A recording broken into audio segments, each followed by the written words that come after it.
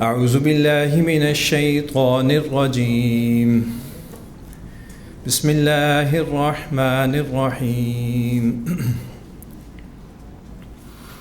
الله نور السماوات والأرض مثل نوره كمشكاة فيها مصباح المصباح في زجاجة الزجاجة كأنها كوكب دري يوقد من شجرة مباركة زيتونة لا شرقية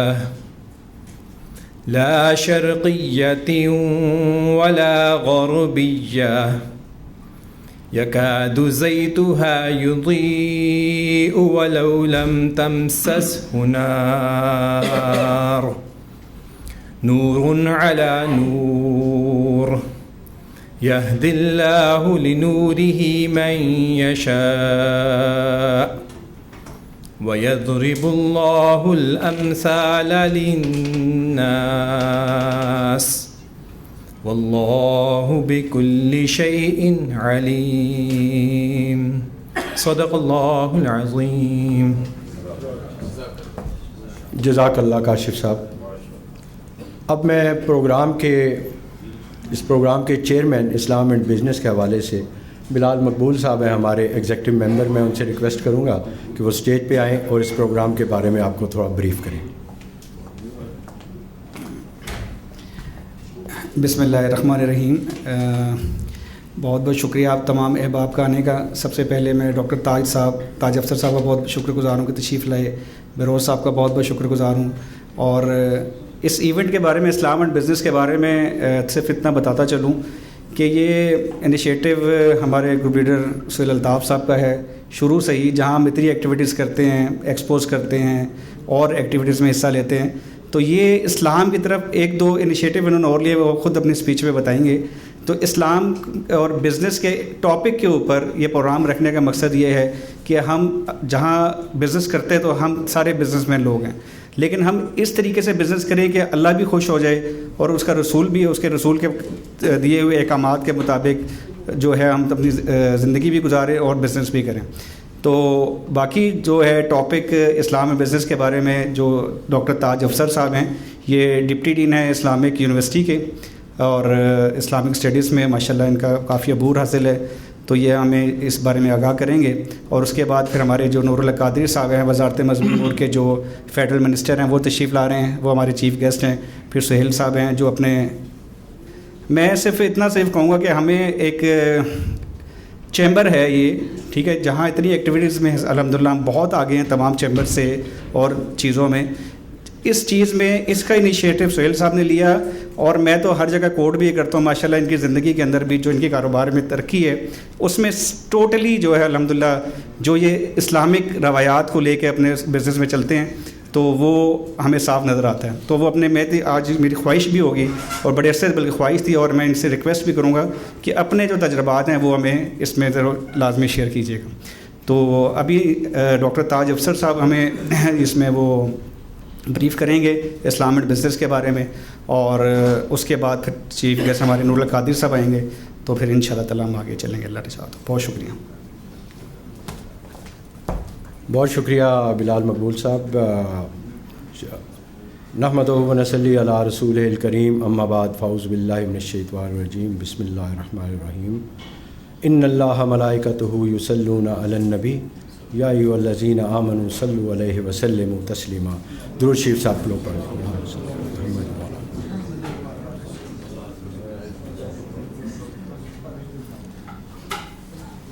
آج کے دن کے حوالے سے اللہ کے فضل و کرم سے یہ آج کی اس میزبانی کا جو مجھے شرف دیا گیا، میں اپنے سارے سینئرز کا بہت شکریہ ادا کرتا ہوں کہ آج میں اس کی میزبانی کروں گا.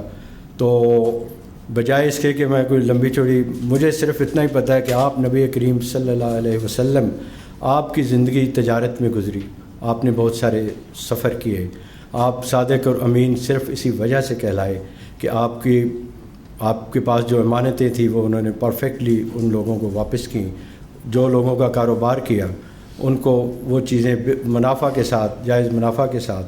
تو یہ آج کا جو سیشن ہے وہ بھی اسی حوالے سے ہے کہ اسلام اور بزنس. اس میں اب ریکویسٹ کروں گا ہمارے گیسٹ اسپیکر جناب پروفیسر ڈاکٹر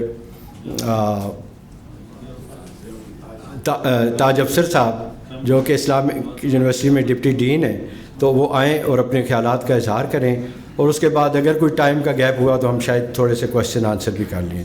آئیے سر، آپ آ کے اپنے خیالات کا اظہار کیجیے.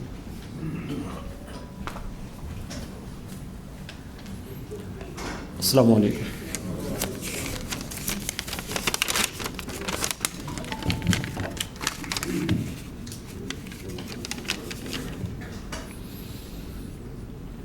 نحمده ونصلي على رسوله الكريم.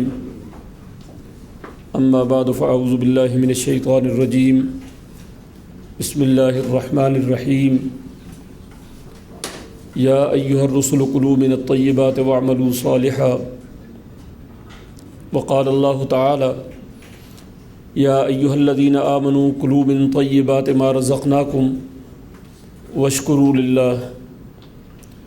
وقال النبي صلى الله عليه وسلم: التاجر الصدوق الأمين مع النبيين والشهداء. صدق الله وصدق رسوله النبي الكريم. محترم چیمبر کے ممبران، منتظمہ کمیٹی اور مہمانان گرامی، دین اسلام انسانوں کو کامیاب بنانے کے لیے آیا ہے، اور کامیاب بنانے کا مطلب یہ ہے کہ انسان دنیا میں بھی کامیاب ہو اور اخروی زندگی میں بھی کامیاب ہو. انسان کی یہ دنیا کی زندگی حقیقت میں زندگی کی ایک مدت اور ایک عرصہ ہے، کل زندگی یہ نہیں ہے. اس زندگی کے بعد برزخ کی زندگی آنے والی ہے، اور اس کے بعد حشر کی زندگی آنے والی ہے.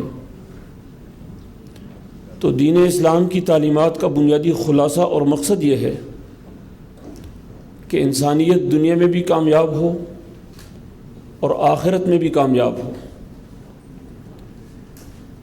اس دنیا میں کامیابی کا دار و مدار دو چیزوں پر ہے. ایک انسان اپنے رب کی طرف متوجہ رہے، اور دوسرا اپنی معاشی زندگی میں اپنی معاشیات کو ایسے ترتیب دے جس سے وہ خدمت انسانیت کر کے اپنے رب کے ہاں اعلیٰ مقام پیدا کر سکے. تو دنیا کی خوشحالی، دنیا کا امن، دنیا میں عدل و انصاف، یہ انسانی مادی زندگی کو، اس جہان کی زندگی کو جنت بنا دیتی ہے. قرآن حکیم نے سورہ نحل میں ارشاد فرمایا کہ اللہ رب العزت کے ہاں ایک نمونے کا ملک یا نمونے کی بستی وہ ہے جس میں امن عامہ ہو اور جس کی معیشت میں خوشحالی ہو. اور جب کسی قوم پر اللہ کا عذاب آتا ہے بددیانتی کے نتیجے میں، تو وہاں غربت اور افلاس عام ہو جاتے ہیں، خوف و ہراس پیدا ہو جاتا ہے. تو گویا قرآن حکیم نے بھی اس مادی زندگی کو دو چیزوں کے ساتھ مربوط کیا ہے. اگر یہ دو چیزیں موجود ہیں، خوشحالی ہے، امن ہے، تو اس کا مطلب یہ ہے کہ یہ مادی دنیا کی زندگی انسانوں کے لیے جنت ہے. اور اخروی زندگی، اس کا تعلق اعلیٰ اخلاق کے ساتھ ہے. جب انسان کی معیشت حلال کی ہو، محنت سے کمائی ہوئی دولت ہو، محنت کا احترام موجود ہو، تو اس کے نتیجے میں جو اعلیٰ اخلاق پیدا ہوتے ہیں، ان اخلاقیات کے نتیجے میں اخروی زندگی کامیاب ہوتی ہے. اخروی زندگی کا تعلق اس معاشی دنیا کے معاشی نظام سے ہے. آخرت کے اندر معاشی نظام اس لیے نہیں ہوگا کہ نہ انسان کو بھوک ہوگی نہ پیاس ہوگی. وہاں اخلاقیات پر فیصلے ہوں گے. اور اخلاقیات کا مطلب یہ ہے کہ جتنے وسائل دولت ہیں ان کی ایسی منصفانہ تقسیم ہو کہ جس کے نتیجے میں اللہ کی مخلوق خوشحال ہو، انسانیت کو عزت ملے. اور انسانیت کی عزت یہ دراصل اللہ کی منشا ہے. سورہ بنی اسرائیل میں قرآن حکیم کہتا ہے وَلَقَدْ كَرَّمْنَا بَنِي آدم، ہم نے انسانیت کو عزت دی. اور اسی عزت اور احترام کا انکار شیطان نے کیا تو اس کو جنت سے نکال دیا گیا. تو گویا ایک انسان کا اللہ سے تعلق ہے، یہ انفرادی معاملہ ہے. اور اللہ سے تعلق کے نتیجے میں اگر احترام انسانیت اور تکریم انسانیت پیدا ہوتی ہے تو وہ دنیا میں بھی کامیاب ہے اور آخرت میں بھی کامیاب ہے.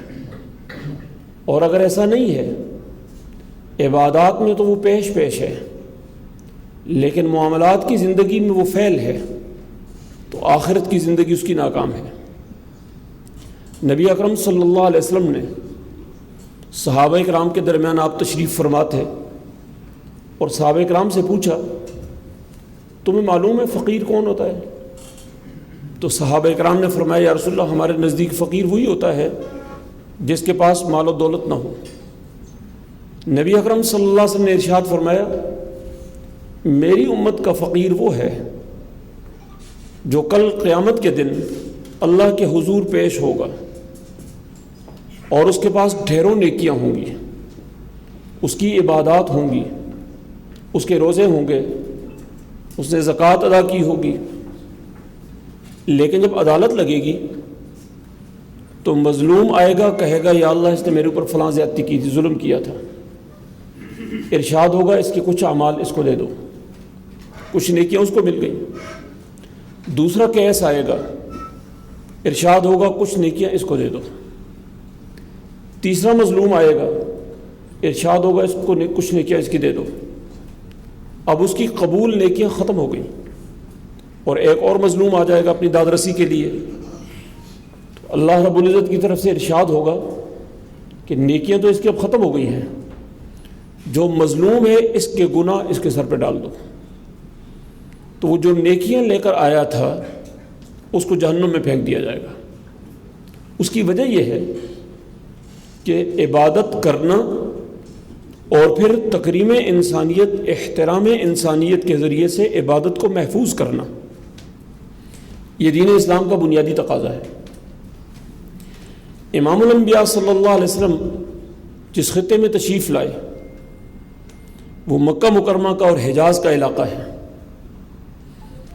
آپ نے تاریخ پڑھی اور سنی ہوگی کہ دنیا کی دو بڑی طاقتیں تھیں، ایک فارس کی طاقت تھی اور دوسری روم کی طاقت تھی.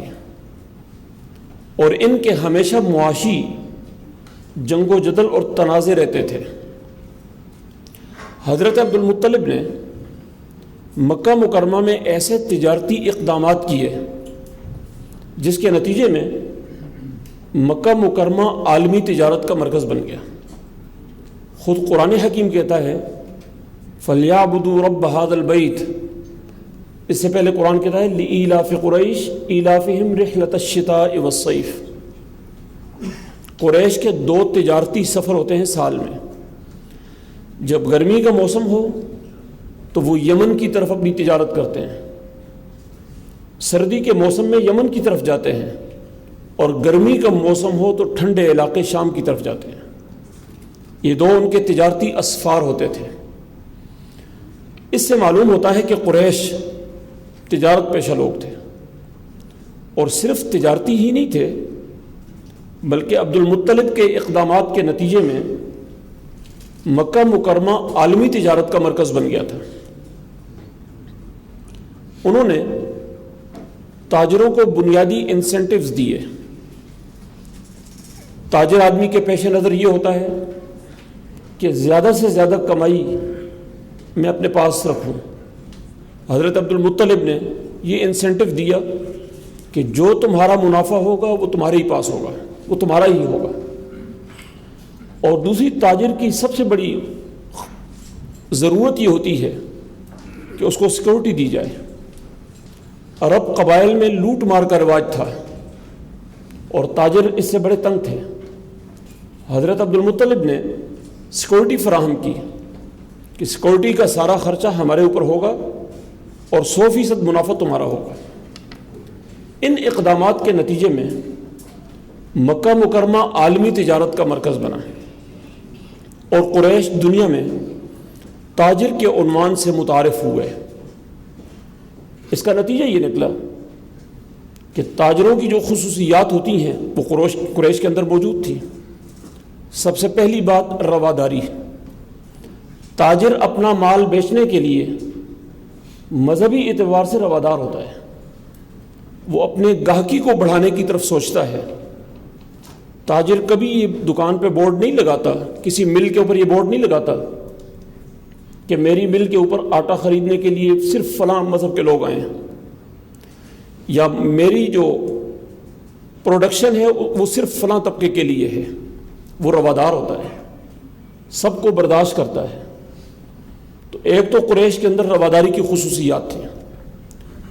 دوسری بات عالمی ویژن، عالمی سوچ. یمن بھی بین الاقوامی منڈی تھی اور شام بھی بین الاقوامی منڈی تھی.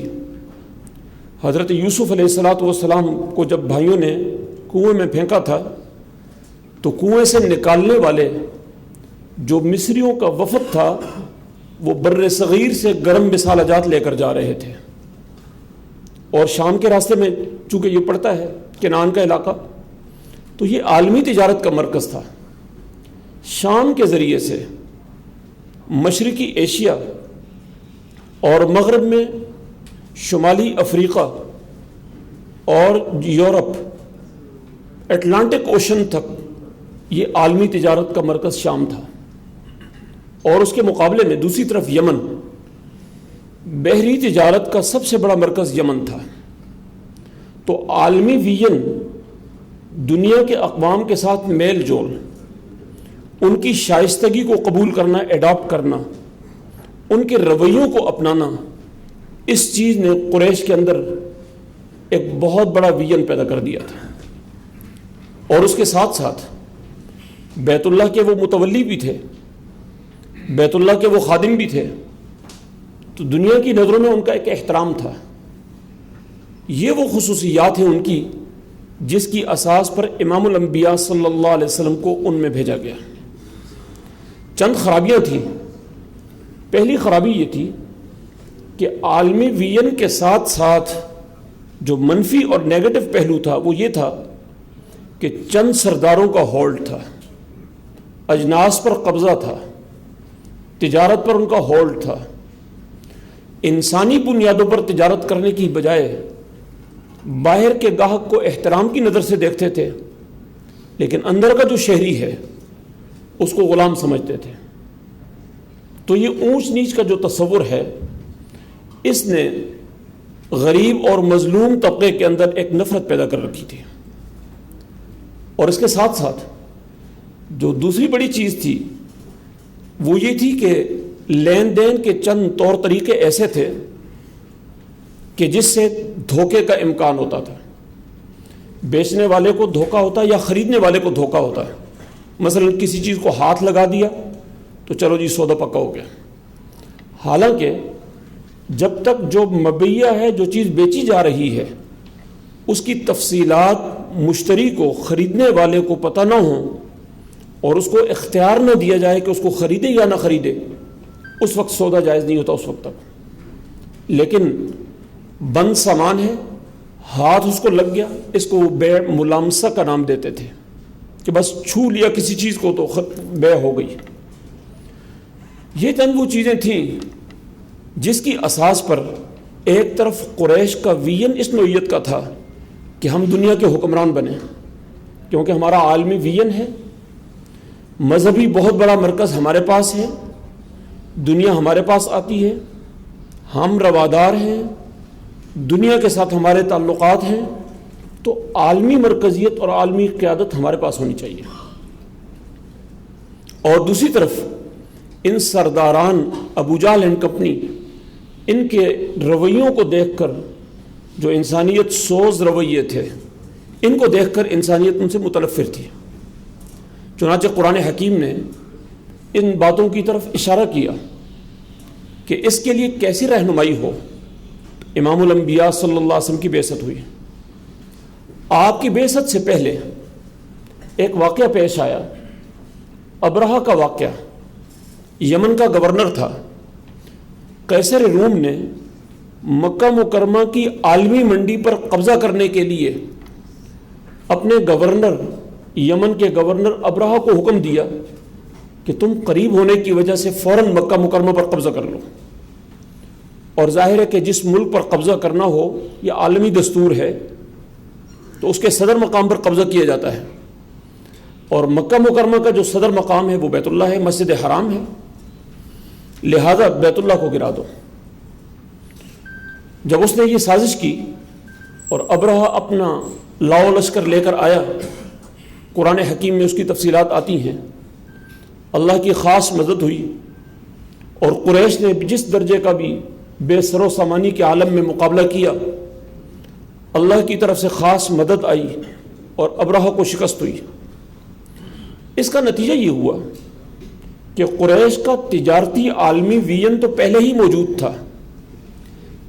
اس واقعے نے پوری دنیا کے دلوں کو قریش کی طرف پھیر دیا۔ سورہ قریش میں اسی کی طرف اشارہ ہے، لإیلاف قریش۔ قریش کی اس محبت کی وجہ سے دنیا کے تمام مظلوموں کو موقع مل گیا کہ ان کے ساتھ اللہ کی ذات بھی ہے، لہذا قیادت قریش کے پاس ہونی چاہیے۔ اللہ کی مدد بھی ان کے ساتھ ہے، ان کے دشمن کو ہلاک کر دیا گیا، بیت اللہ کو بچا لیا گیا، لہذا دنیا کی قیادت کی اہلیت اور صلاحیت انہی کے پاس ہے، لإیلاف قریش۔ اور جہاں جہاں ان کا تعارف تھا، ایلافہم رحلۃ الشتاء والصیف، اس محبت کی وجہ اور اس محبت کے مراکز گرمیوں اور سردیوں کا سفر، یعنی یمن کی منڈی اور شام کی منڈی، اور وہاں عالمی تاجروں کا آنا، ان کے ساتھ تعلقات کی جو نوعیت تھی، تو گویا یمن اور شام کے ذریعے سے پوری دنیا کے دلوں میں قریش کی ایک محبت پیدا ہو گئی، دنیا کے تمام مظلوموں کے دل میں محبت پیدا ہو گئی۔ اس واقعے کے نتیجے میں جب دنیا میں یہ تبدیلیاں آ رہی تھیں، 50 دن بعد امام الانبیاء صلی اللہ علیہ وسلم دنیا میں تشریف لے آئے۔ قیادت کی کمی تھی، اور ایسی قیادت جو ان کا تزکیہ نفس کرے، ان کے اخلاق درست کرے، ان کو حقیقی روادار بنائے، اور انسانیت کے ساتھ مسائل حل کرنے کے جذبے سے وہ تجارت کریں۔ اس کے نتیجے میں رسول اللہ صلی اللہ علیہ وسلم تشریف لائے۔ آپ نے سب سے پہلے جو کام کیا وہ اپنے ماننے والوں کی تربیت، ان کے اندر اعلیٰ اخلاق پیدا کیے۔ قرآن حکیم کہتا ہے وَيُزَكِّيهِمْ، ان کے اخلاق درست کیے۔ اخلاق کا مطلب یہ ہے کہ انسانیت کا احترام ان کے دلوں میں پیدا کیا، ہر قسم کے معاملے میں انسانیت کو مقدم جانا، دولت کو اس کے تابع سمجھا۔ یہ صحابہ کی تربیت تھی، اور اس تربیت کے نتیجے میں خود رسول اللہ صلی اللہ علیہ وسلم نے جب تجارت کی، حضرت خدیجہ کا مال لے کر گئے۔ تجارت حضور صلی اللہ علیہ وسلم کی سنت ہے۔ حضرت خدیجہ کا جب مال لے کر آئے اور اس میں امانت کا لحاظ رکھا، صداقت کا لحاظ رکھا، تو آپ صادق اور امین قرار پائے۔ چنانچہ جب آپ کو نبوت ملی تو رسول اللہ صلی اللہ علیہ وسلم نے اسی تجارتی کردار کو بنیاد بنا کر وہاں اعلان کیا، فقد لبثت فیکم عمرا من قبلی، ایک عرصہ میں تمہارے اندر رہا ہوں، اگر میں نے جھوٹ بولا ہو، کسی کے ساتھ بددیانتی کی ہو، اگر کسی کو تکلیف پہنچائی ہو، کسی کے مال پر قبضہ کیا ہو تو مجھے بتاؤ۔ سب دنیا نے اعتراف کیا، جربنا لک مرارا ما رأینا فیک الا صدقا، ہم نے آپ کو بارہا آزمایا لیکن آپ سچے ہیں، صادق ہیں اور امین ہیں۔ اور پھر دنیا نے دیکھا کہ جو کردار اور جو اخلاق تاجروں کے ذریعے سے دنیا میں پھیلے، جب تاجروں نے یہ اخلاق اپنے اندر پیدا کیے اور اس خطے بر صغیر میں آئے، تو یہاں اسلام کا تعارف ایک طرف صوفیاء کے ذریعے سے ہوا اور دوسری طرف تاجروں کے ذریعے سے ہوا۔ بر صغیر کے لوگ حیران تھے کہ یہ کیسے تاجر ہیں، نہ تو بددیانتی کرتے ہیں، نہ دو نمبری کرتے ہیں، نہ ملاوٹ کرتے ہیں، نہ دھوکہ دیتے ہیں، نہ ذخیرہ اندوزی کرتے ہیں، یہ کیسے تاجر ہیں؟ لیکن ان تاجروں نے یہاں کی اقوام کے دلوں کے اندر اپنا ایک مقام بنایا، اور یہی وجہ ہے کہ ایک وہ وقت تھا جب بر صغیر کے اس خطے کے اندر صرف 10% مسلمان تھے، یہاں کے 90% غیر مسلموں نے ان مسلمانوں کو یہاں کا حکمران بنایا۔ اس کے بعد پھر دعوت پھیلتی چلی گئی، ان کا عدل و انصاف، رحم دلی، ان کے اعلیٰ اخلاق، ان کا کردار، اس کے نتیجے میں دنیا کے اندر ان کا مقام بڑھتا چلا گیا اور دنیا میں دین اسلام کی دعوت اور پیغام پھیلا۔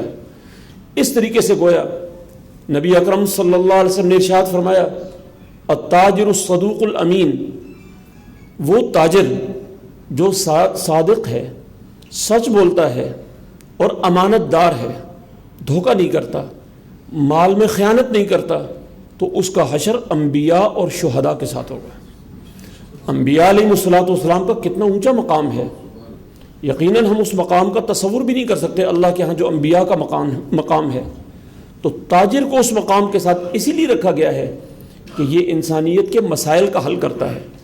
ہر آدمی کی اپروچ میں نہیں ہے کہ وہ دور دراز سفر کر کے اپنی بھوک کی تسکین کر سکے، اپنی پیاس کو بجھا سکے، اجناس تک رسائی حاصل کر سکے۔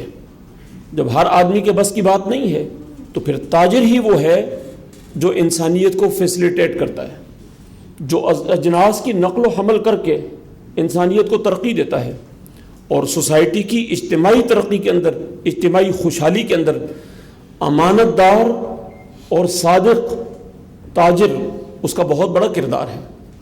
سوسائٹی کی ترقی کے اندر جو اللہ کی منشا ہے، اسی لیے انبیاء علیہ الصلوۃ والسلام کو مبعوث کیا گیا تھا کہ انسانی سوسائٹی میں عدل و انصاف، خوشحالی اور امن پیدا کریں۔ چنانچہ یہ ہماری سیرت کی تاریخ ہے، اور اس کے اوپر رسول اللہ صلی اللہ علیہ وسلم نے ایسا سسٹم بنایا کہ جس سسٹم نے ایسی خوشحالی پیدا کی، ایسی ترقی دی، اور سسٹم کے جو رکھوالے تھے ان کا ایسا چیک تھا کہ حضرت عمر رضی اللہ تعالیٰ عنہ کا ایک واقعہ آتا ہے۔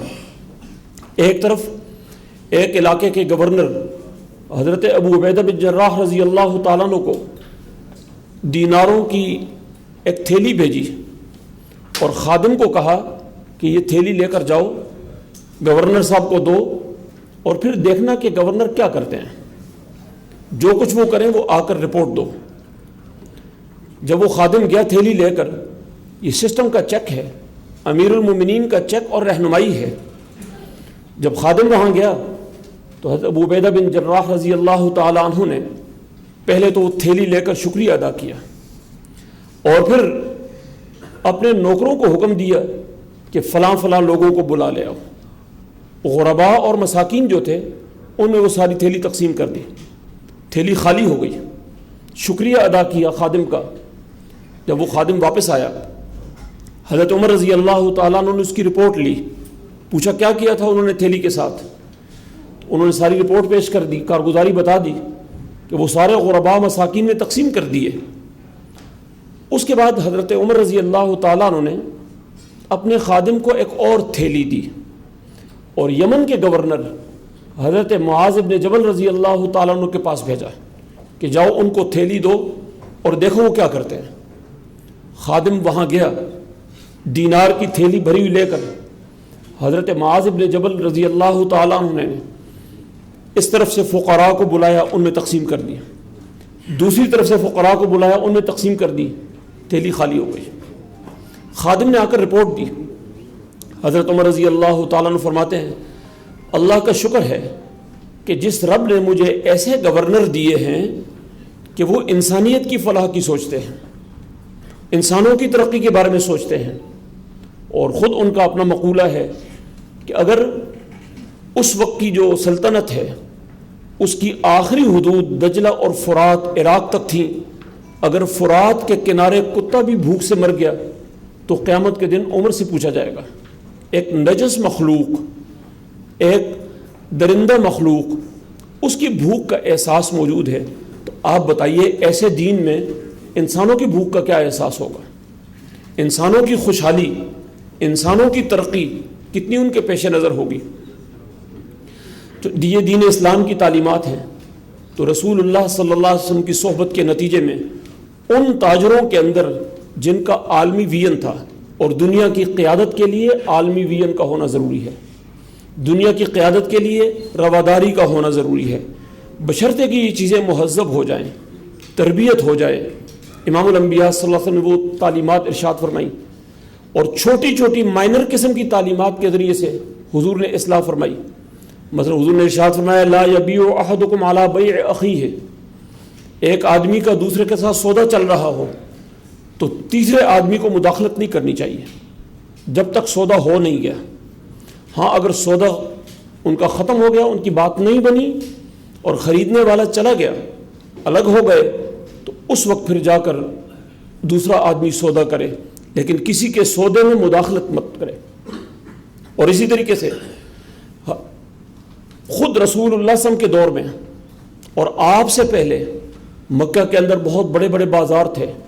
سوق عکاظ تھا، یہ عبد المطلب کی محنتوں کا ہی نتیجہ تھا، اور ایک سوق العطارین پرفیوم کی مارکیٹ تھی، ایک کپڑے کی مارکیٹ تھی، ایک پھلوں کی مارکیٹ تھی، فروٹ مارکیٹ، ہر قسم کی مارکیٹیں تھیں۔ اسی وجہ سے دنیا کا تاجر طبقہ ادھر آتا ہے، مکہ مکرمہ کی طرف آتا ہے، جہاں خوف و ہراس کا ماحول ہوتا ہے، جہاں گھٹن کا ماحول ہوتا ہے، وہاں درآمدات اور برآمدات اس ملک کی رک جاتی ہیں۔ دنیا اس خوف کی وجہ سے ادھر کا رخ نہیں کرتی۔ اس لیے سسٹم کی ذمہ داری یہ بنتی ہے کہ امن و امان کا ماحول پیدا کرے تاکہ اور تاجروں کو انسینٹیو دے۔ امام شاہ ولی اللہ صاحب دہلوی رحمۃ اللہ علیہ فرماتے ہیں کہ کسی قوم کی تباہی کے اندر ایک بہت بڑا فیکٹر یہ بھی ہوتا ہے کہ تاجروں کے اوپر جو اجناس منتقل کرتے ہیں، انسانیت کو فیسلٹیٹ کرتے ہیں، ان کے اوپر بھاری ٹیکس لگا دیے جائیں، ان کا منافع کم ہو جائے گا، اور ظاہر ہے اس کا الٹیمیٹ جو نتیجہ ہوگا وہ عوام کے اوپر جائے گا، جس کے نتیجے میں تجارت فیل ہو جائے گی، اس ملک کی خوشحالی متاثر ہو جائے گی۔ تو رسول اللہ صلی اللہ علیہ وسلم نے مستقل تعلیمات دی ہیں، تجارت کے حوالے سے، زراعت کے حوالے سے، جتنے بھی معیشت کے شعبے ہیں، اور اس کا بنیادی مقصد تھا وَلَقَدْ كَرَّمْنَا بَنِي آدم۔ بدقسمتی یہ ہے کہ ہمارے 200-250 سال سے ہم ایسے حالات میں چلے گئے جہاں پر مجموعی طور پر بددیانتی کا غلبہ ہو گیا ہے، جہاں ڈسپلن مفقود ہو گیا ہے، جہاں مینجمنٹ نہیں رہی، اور وہ ہماری اخلاقیات نہیں رہی، جن اخلاقیات کے نتیجے میں دنیا خوشحال ہوتی ہے، امن کی طرف جاتی ہے اور ترقی کرتی ہے۔ دنیا کی قومیں جنگ لڑتی ہیں ڈسپلن کے ذریعے سے، اسلحہ دوسرے درجے کی چیز ہوتی ہے۔ حضرت عمر رضی اللہ تعالیٰ عنہ کو ایک آدمی نے کسی نے کہا کہ فلاں آدمی کے پاس تلوار ہے اور بہت اچھی تلوار ہے۔ حضرت عمر رضی اللہ تعالیٰ نے اس آدمی کو بلایا، تلوار کے متعلق پوچھا، سودا ہو گیا، اس نے بیچ دی، حضرت عمر نے خرید دی۔ جب اس تلوار کا استعمال کیا تو وہ تلوار اس درجے کی نہیں تھی جیسے اس کی تعریفیں ہو رہی تھیں۔ تو حضرت عمر نے اس آدمی کو بلایا، کہا تیری تلوار کی بڑی تعریفیں سنی تھیں لیکن ویسی تو نہیں نکلی۔ تو اس آدمی نے کہا کہ امیر المومنین السیف بالصاعد لا الصاعد بالسیف، تلوار استعمال کرنے کے لیے بازو کی طاقت بھی چاہیے ہوتی ہے، خالی تلوار کچھ نہیں کرتی۔ قوموں کا دفاع، قوموں کی سیکورٹی، اس کا تعلق ڈسپلن کے ساتھ ہوتا ہے۔ ڈسپلن قوم اپنے آپ کو منوا لیتی ہے، اور جس قوم کے اندر مس مینجمنٹ ہو، جس قوم کے اندر دھوکہ دہی آ جائے، خیانت آ جائے، بددیانتی آ جائے، اور خوشحالی کی بجائے قوم کی بدحالی کا اس کو احساس نہ ہو، تو ایسی قومیں دنیا کے اندر ذلیل و خوار ہو جاتی ہیں۔ دین اسلام کی تعلیمات حضور صلی اللہ علیہ وسلم کی بعثت کے نتیجے میں آپ نے جماعت صحابہ ایسی تیار کی کہ جنہوں نے ایک سسٹم بنایا، اور حضور صلی اللہ علیہ وسلم نے خود ارشاد فرمایا کہ ایک وقت آئے گا کہ ایک ملک کے ایک کونے سے دوسرے کونے کی طرف ایک اکیلی عورت سونے کے ساتھ لدی ہوئی سفر کرے گی اور کسی نظر بد سے اس کی طرف دیکھنے والا کوئی نہیں ہوگا۔ یہ اس معاشرے کی خوشحالی کا عالم تھا، اور وہ وقت آیا، دنیا نے دیکھا۔ آج ضرورت اس بات کی ہے کہ ہم اپنی تجارت، ہمارے جتنے بھی معاشی امور ہیں، ان کو دین اسلام کی روشنی میں سمجھیں اور ان مسائل کا حل ہم سمجھیں۔ یہ وہ بھی انسانوں کی سوسائٹی تھی، صحابہ کرام بھی انسان تھے اور ہمارے لیے اسوہ چھوڑ کر گئے ہیں، اور یہ قیامت تک کے لیے ہمارا اسوہ ہے۔ اللہ رب العزت سے دعا ہے اللہ تعالیٰ حضور صلی اللہ علیہ وسلم کے اس اسوے کو سمجھنے کی اور اپنی زندگی میں اس پر عمل کرنے کی توفیق عطا فرمائے۔ وآخر دعوانا ان الحمد للہ رب العالمین۔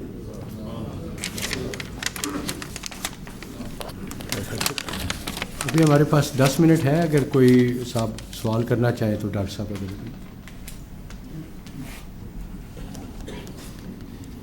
اس کے بعد نماز کا وقفہ ہوگا 10 منٹ کے۔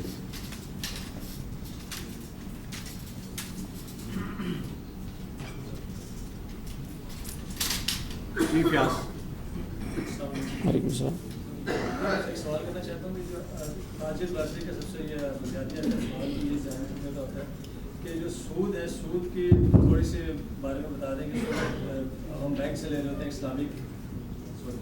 اسلامک بینکنگ ہے، اس میں ان کے بھی ایک پروٹوکول اسی طرح ہی ہے، کوئی اتنا زیادہ فرق نہیں ہے، انویسٹمنٹ بینکنگ ہے۔ تھوڑا سا اس کو ڈیفائن کر کے کیسے پتہ چلے گا کہ یہ اسلامک ہے اور کیسے، یا سود کی بھی تھوڑی سی اس کو ڈیفائن کریں۔ Thank you. جہاں پر محنت نظر انداز ہو رہی ہو اور دولت کو کھینچے، وہ چاہے کھینچنے والا بینک ہو یا کوئی بھی ادارہ ہو، وہ سود ہوتا ہے۔ اس کا نام اسلامی رکھ لیں یا اس کا نام غیر اسلامی رکھ لیں، چنانچہ اصل بات یہ ہے کہ نتیجہ کیا ہے۔ یہ سارا سلسلہ قوم کی خوشحالی کی طرف قوم کو لے کر جا رہا ہے یا قوم کو مزید مقروض کر کے بدحالی کی طرف لے کر جا رہا ہے، نتیجے کی بنیاد پر فیصلہ ہوتا ہے۔ تو اس تناظر میں دیکھا جائے تو چونکہ ہمارا مجموعی سسٹم سود کا ہے، اور اسی تناظر میں اس میں جو بینیفیشری ہیں وہ بینکس ہیں۔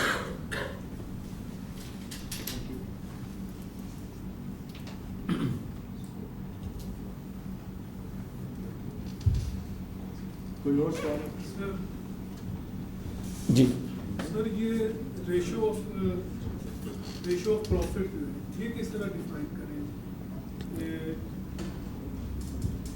ریشو آف پروفٹ جو ہے اس کو کس طرح ہم طے کریں کہ یہ جائز ہے، جائز منافع کس طرح ہے؟ جی تشریف رکھیں۔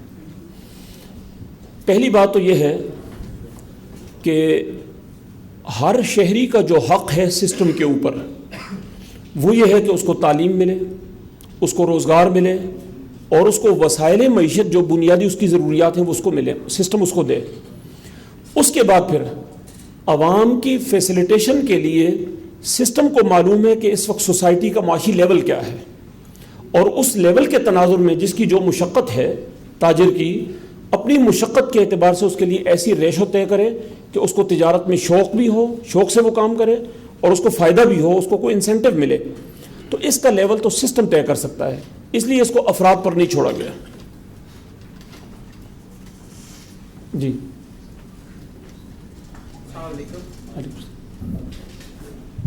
اس سے میرا آپ سے کوشچن ہے کہ آپ نے جیسے فرمایا بھی کہ جو ایک تاجر ہے اگر وہ وائز ہے تو اس کا آخرت میں انبیاء کے ساتھ اس کو اٹھایا جائے گا۔ تو اس کے ساتھ ساتھ آپ نے یہ کہا ہے کہ جو ریاست ہے، جو سسٹم ہے، اس کا فرض ہے کہ وہ اسٹیبلٹی پرووائڈ کرے۔ ایز اے تاجر، ایک تاجر کے کیا فرض ہے، وہ کون سے ایسے عقائد ہیں جن کو وہ فالو کرے تو اس کی جو اس کی پراپرٹی ہے یا جو اس کا بزنس ہے وہ ایک حلال طریقے سے۔ بات یہ ہے فرد کے ساتھ اس حد تک تعلق ہے، فرد یہ سوچ رکھے، یہ نظریہ رکھے کہ مجھے اپنے اللہ کو راضی کرنا ہے، یہ بنیادی عقیدہ ہے۔ اللہ کی رضا کس میں ہے؟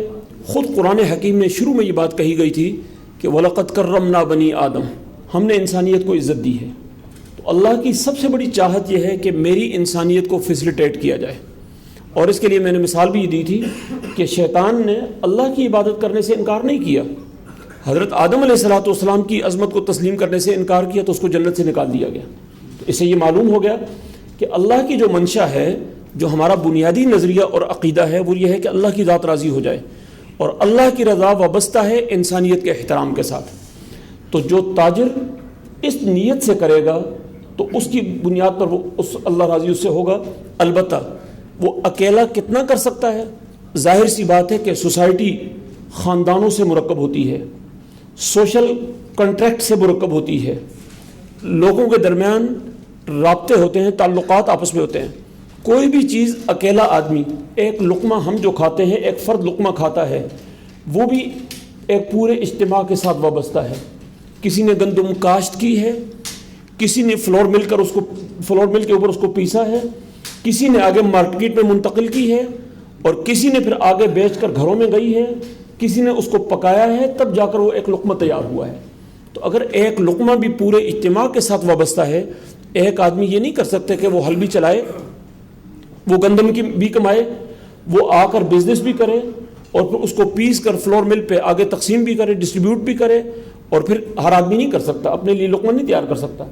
تو اجتماعیت کا یہ تقاضا ہے کہ اس کو لقمہ جو اچھا ملتا ہے اس کے پیچھے پوری ایک سوسائٹی انوالو ہے. تو جس طریقے سے پانی, اس کے اجزاء آپس میں تقسیم نہیں ہو سکتے. خدا نخواستہ اگر پانی نجس ہو جاتا ہے تو آپ کوئی کسی جگہ پر کٹ نہیں لگا سکتے کہ یہاں سے آگے پلیت ہے اور یہاں سے پیچھے پاک ہے, کیونکہ اس کے اجزاء آپس میں جڑے ہوئے ہوتے ہیں. اس لیے ایک فرد زیادہ سے زیادہ اچھا جذبہ رکھ سکتا ہے, اور اگر وہ مجبور ہے تو مجبوری کی اساس پر نفرت کرتے ہوئے اللہ تعالیٰ سے توبہ اور استغفار کرتا رہے تو شاید آخرت میں اللہ تعالیٰ اس کی مغفرت کر دے. لیکن دنیا میں اجتماعی سوسائٹی میں اگر بددیانتی ہوگی, لوٹ مار ہوگی, ملاوٹ ہوگی, تو بہرحال دنیا کی ذلت سے انفرادی عبادت نہیں بچا سکتی. جی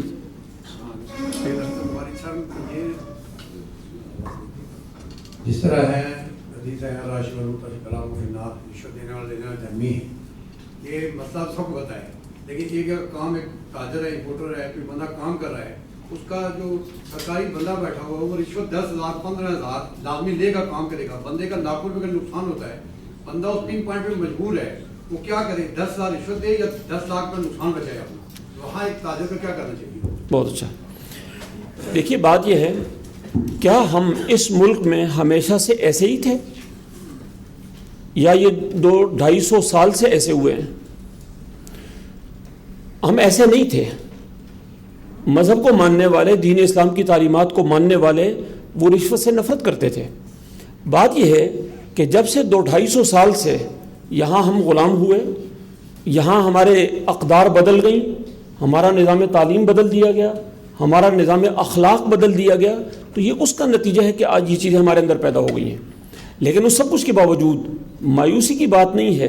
الحمدللہ ہمارے ہر تاجر کے کم از کم سوچ کے اندر, یا ہر کاشتکار کی سوچ کے اندر یہ نظریہ موجود ہے کہ غلط کیا ہے اور درست کیا ہے, بس اس کو پالش کرنے کی ضرورت ہے.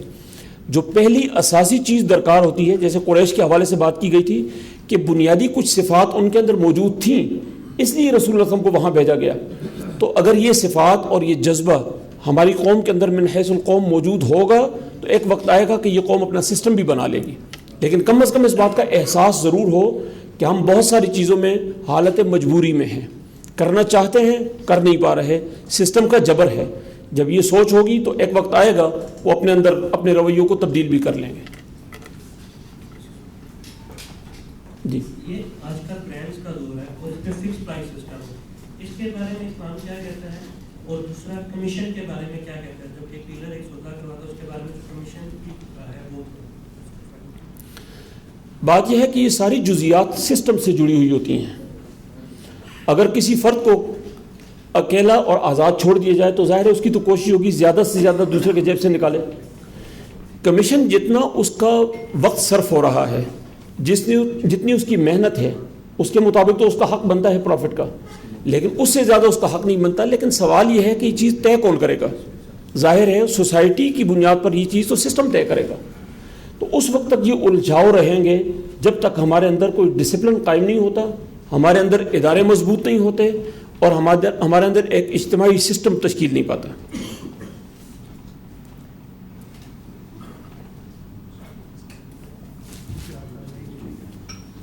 آپ نے جیسے فرمایا کہ سودی معیشت ہے ہماری، اس کو شک نہیں ہے، تو ایسے میں انفرادی شخص کیا کرے؟ ہمارا حقیقی مسائل یہ ہے کہ پیسہ کی ویلیو ہو جاتا ہے، ہر شخص کو کاروباری مواقع نہیں ملتے، وہ اپنی بچت بینکوں میں رکھنے پر مجبور ہے۔ دوسری طرف جو کاروباری طبقہ ہے وہ بینکوں سے لین دین کیے بغیر کاروبار کر نہیں سکتا، اور کو ایک طرف اللہ سے جنگ آ جاتا ہے۔ اس حوالے سے انفرادی شخص کے متعلق کیا آپ کی رہنمائی؟ اگر ایک آدمی جذبہ یہ رکھتا ہے اور سمجھتا ہے کہ میں سودی کاروبار کر رہا ہوں، اور یہ بھی سمجھتا ہے کہ انبیاء کی تعلیمات کے تناظر میں یہ ٹھیک نہیں ہے، تو ایسا آدمی جب جذبہ رکھتا ہے تو کسی وقت اس کو توبہ کی توفیق ہو جاتی ہے۔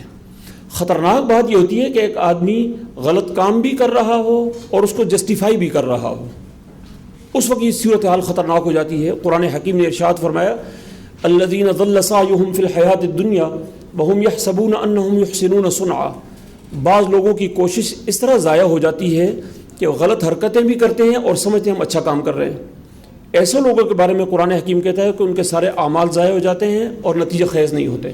تو اصل بات یہ ہے کہ اگر ایک آدمی بامر مجبوری کوئی کام کر رہا ہے اور سمجھ رہا ہے کہ میں حالت جبر میں ہوں تو اور مجھے آزاد ہونا ہے، اس جبر سے نکلنا ہے، تو پھر وہ کوشش بھی کرے گا، اجتماعیت بھی پیدا کرے گا اور جبر سے نکل کر اپنے آپ کو کامیاب بھی کر لے گا۔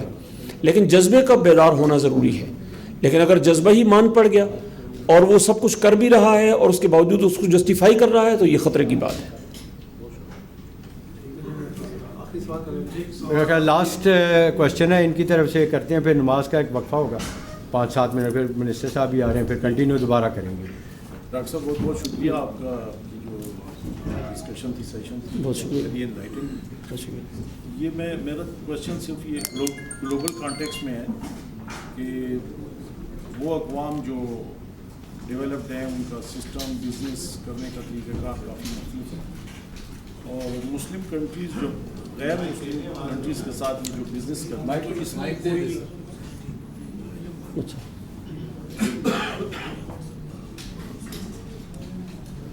کیونکہ جتنے کوشچن جو ہمارے جی جتنے سوالات میں سن رہا تھا اس میں یہ کہ کوئی جس میں ایسی بزنس موڈیلٹیز اور اس میں اکیڈمیا کا جسے آپ کا تعلق ہے کافی ایفرٹس کرتے ہیں، کوئی ایسا ریسرچ، کوئی ایسے بزنس ماڈل ڈیولپ ہوئے ہوں یا ایسی ریسرچ کی گئی ہو کہ جہاں پہ غیر مسلم کنٹریز کے ساتھ جو بزنس کریں as a society, as a government, تو اس قسم کے کوئی ماڈل، کوئی ریسرچ، کوئی ایسے ڈیولپ ہوئے جو کہ بزنس کمیونٹی کو گائیڈ کر سکے کہ آپ اسلام کے دائرے میں رہتے ہوئے غیر مسلم اقوام کے ساتھ بڑی سطح پر بزنس کیسے کر سکیں؟ اس خطے کی ہماری ایک بہت مشہور غیر معمولی شخصیت گزری ہیں، امام شاہ ولی اللہ صاحب دہلوی رحمۃ اللہ علیہ۔ انہوں نے بدلتے ہوئے حالات کے مطابق عالمی جو تصورات دیے ہیں، انسانوں کے آپس میں رشتے کیا ہیں، انسانوں کے رشتوں کے تعلقات کی نوعیت کیا ہے، اور اسی طریقے سے انسانوں کو آپس میں لین دین کس بنیاد پر کرنا چاہیے۔ ظاہر سی بات ہے کہ کچھ ایسی ایتھکس ہوتی ہیں جو یونیورسل ہوتی ہیں، مثلا کسی کا گلا کاٹنا، چوری کرنا، یہ تمام مذاہب کے ہاں حرام ہے، غیر مسلموں کے ہاں بھی اس کی گنجائش نہیں ہے۔ تو اس لیے یہ جو اعلیٰ سطح کے بین الاقوامی قسم کے جو اخلاقیات ہوتی ہیں ان کے اصولوں کی انہوں نے تعلیم دی ہے، اور 300 سال سے ان کے ماننے والے مسلسل اس پر جد و جہد کر رہے ہیں۔ اب بات ہمارے اوپر آ گئی ہے تو ضرورت اس بات کی ہے کہ ہم اس پورے فلسفے کو سمجھیں، انسانی اقدار کو سمجھیں۔ انسانی اقدار ایک کامن چیز ہے، اس کا مثلا مہمان کی مہمان نوازی، کافر کے ہاں بھی مہمان آ جائے تو مہمان نوازی ہی کرے گا، اس کو جوتے نہیں مارے گا۔ مسلمان کے ہاں بھی مہمان نوازی کا تصور ہے۔ تو انسانوں کی جو کامن اقدار ہیں ان کی اساس پر انسانوں کے ساتھ لین دین ہوا کرتی ہے۔ اس کی تفصیلات حضرت شاہ صاحب نے بیان کر دی ہیں اور اس پر بہت سارے لوگ کام کر رہے ہیں، الحمدللہ پورے ملک کے اندر ادارے کام کر رہے ہیں۔ حضرت شاہ صاحب کی تعلیمات کے نتیجے میں جو دور حاضر کی تبدیلیاں ہیں اور اصول تجارت ہیں، اصول معاشیات ہیں ان کے حوالے سے ڈسکشنز وغیرہ چلتی رہتی ہیں. ایک کوشچن ہے اس کے بعد آپ. سر جی المیہ یہ ہے کہ آج ہم یہاں بیٹھے ہیں اور کاروبار کے لیے دو چیزوں کا ہونا بنیادی بات ہے, ضرورت ہے. ایک وسائل اور دوسرا پاپولیشن, آبادی. آج 58 ملک مسلمانوں کے اور ان کی کل آبادی 1 ارب 90 کروڑ اور 70 لاکھ کے لگ بھگ ہے. وسائل کا 60% حصہ دنیا کے اندر ان ملکوں کے پاس ہے, لیکن اس کے باوجود ہم سمجھتے ہیں آج کہ کاروباری حلقے ان کا دنیا میں جو مقام و مرتبہ ہونا چاہیے آج اس سے یہ محروم ہے. تو وہ کون سے ایسے محرکات ہیں جنہوں نے دنیا کے اندر انسانوں کو اتنا طاقتور اور وسائل کے اتنے انبار ہونے کے باوجود دنیا میں وہ قسم پرسی کی حالت میں زندگی گزار رہے ہیں, اور آج ان کا تشکل دنیا میں ایک غلام کے علاوہ اور کچھ نہیں ہے. تو یہ کیا وجہ ہے, اس پر روشنی ڈالیں. آپ نے اپنی گفتگو کے اندر خود سوال کا بہت حد تک جواب دے دیا ہے. بات یہ ہے کہ ہم 250 سال سے ہمارا اپنا سسٹم ٹوٹ چکا ہے, اور اس کے بعد 1947 میں ہم آزاد ہوئے ہیں, لیکن ہمارا نظام تعلیم تبدیل نہیں ہوا, ہمارا نظام تجارت تبدیل نہیں ہوا, ہمارا جو سماجی سسٹم ہے وہ تبدیل نہیں ہوا. بہت ساری ایسی اقدار تھی جو ہمیں تبدیل کرنی چاہیے تھی. دنیا میں جب قومیں آزاد ہوتی ہیں وہ اپنا آزاد آئین بناتی ہیں, آزاد نظام تعلیم بناتی ہیں, اپنا سماجی ایک ڈھانچہ تشکیل کرتی ہیں. تو چونکہ ہم یہ نہیں کر سکے تو اس کا نتیجہ یہ ہے کہ بیرونی دنیا آج ہمارے وسائل کے اوپر قابض ہے, اور ہمارے وسائل ہمارے ہاتھ میں نہیں ہیں. نوجوان ہمارا ہے اور وہ دنیا کے اندر در کی ٹھوکریں کھا رہا ہے روزگار کے لیے. تو اس کا تقاضا یہ ہے کہ ہم اپنے وسائل کو اپنے ہاتھ میں لیں اور اپنے وسائل پہ ہم خود تصرف کریں, اپنے قوم کے حالات کو دیکھ کر ان میں تصرف کریں اور آزادانہ معیشت کو اپنائیں. دنیا کے ساتھ کمپٹیشن کو ہم کمپیٹ کریں اور اپنے ملک کو ترقی دیں دوسرے ملکوں کے ساتھ مل کر. تو تبھی ہم اس ذلت اور پستی سے نکل سکتے ہیں. بہت شکریہ. اعوذ باللہ من الشیطان الرجیم, بسم اللہ الرحمن الرحیم. جناب منسٹر صاحب, ہم نے ایک پہلا سیشن کیا جس میں ہمارے پاس تاج افسر صاحب پروفیسر اسلامک یونیورسٹی سے ڈین ہیں, انہوں نے ابھی ایک لیکچر دیا. کوشچن آنسر کا سیکشن ہم نے ابھی کمپلیٹ کیا سیشن. تو اب میں بلا تاخیر جو آج کے چیئرمین اس ایونٹ کے ہیں بلال مقبول صاحب, ان کو کہتا ہوں کہ وہ یہاں پہ تشریف لائیں اور اس ایونٹ کے بارے میں جناب منسٹر صاحب کو بریف کریں.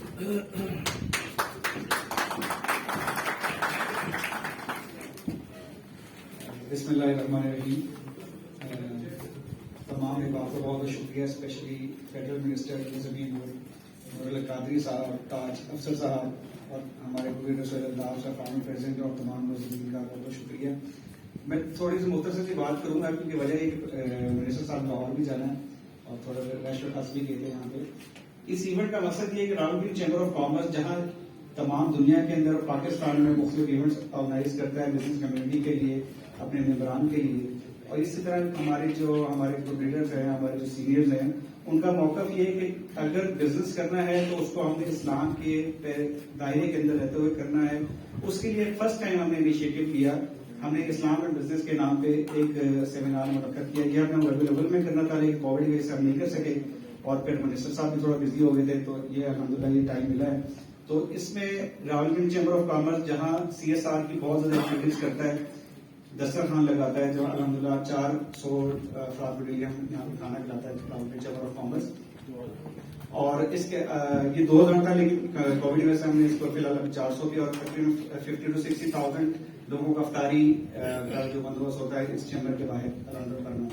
تو اسی طرح مختلف چیزیں ہوتی ہیں, لیکن فرسٹ ٹائم ہمارے پروڈیوسر سہیل الطاف صاحب کا یہ انیشیٹو ہے کہ مطلب آپ نے جو ممبران ہیں جہاں مختلف طریقے سے بزنس کرتے ہیں, کیوں نہ ہم اسلام کے مطابق بزنس کریں, کیونکہ کامیابی پورے دین کے اندر چلنے میں ہے. اور اس کا بزنس جو ہے وہ ایک خاص جز ہے جس میں ایک حضرت خدیجہ رضی اللہ تعالیٰ عنہ کا ایک ماڈل ہے جس طرح تاج افسر صاحب نے بتایا, اور اس طرح حضور صلی اللہ علیہ وسلم نے جس طرح بزنس کے اندر ایک امانت کی خیانت نہیں کرنی, اور ہم نے جو کسی کو چیز بیچنی ہے تو صحیح طریقے سے بیچنی ہے, سود پہ کام نہیں کرنا, جھوٹ نہیں بولنا.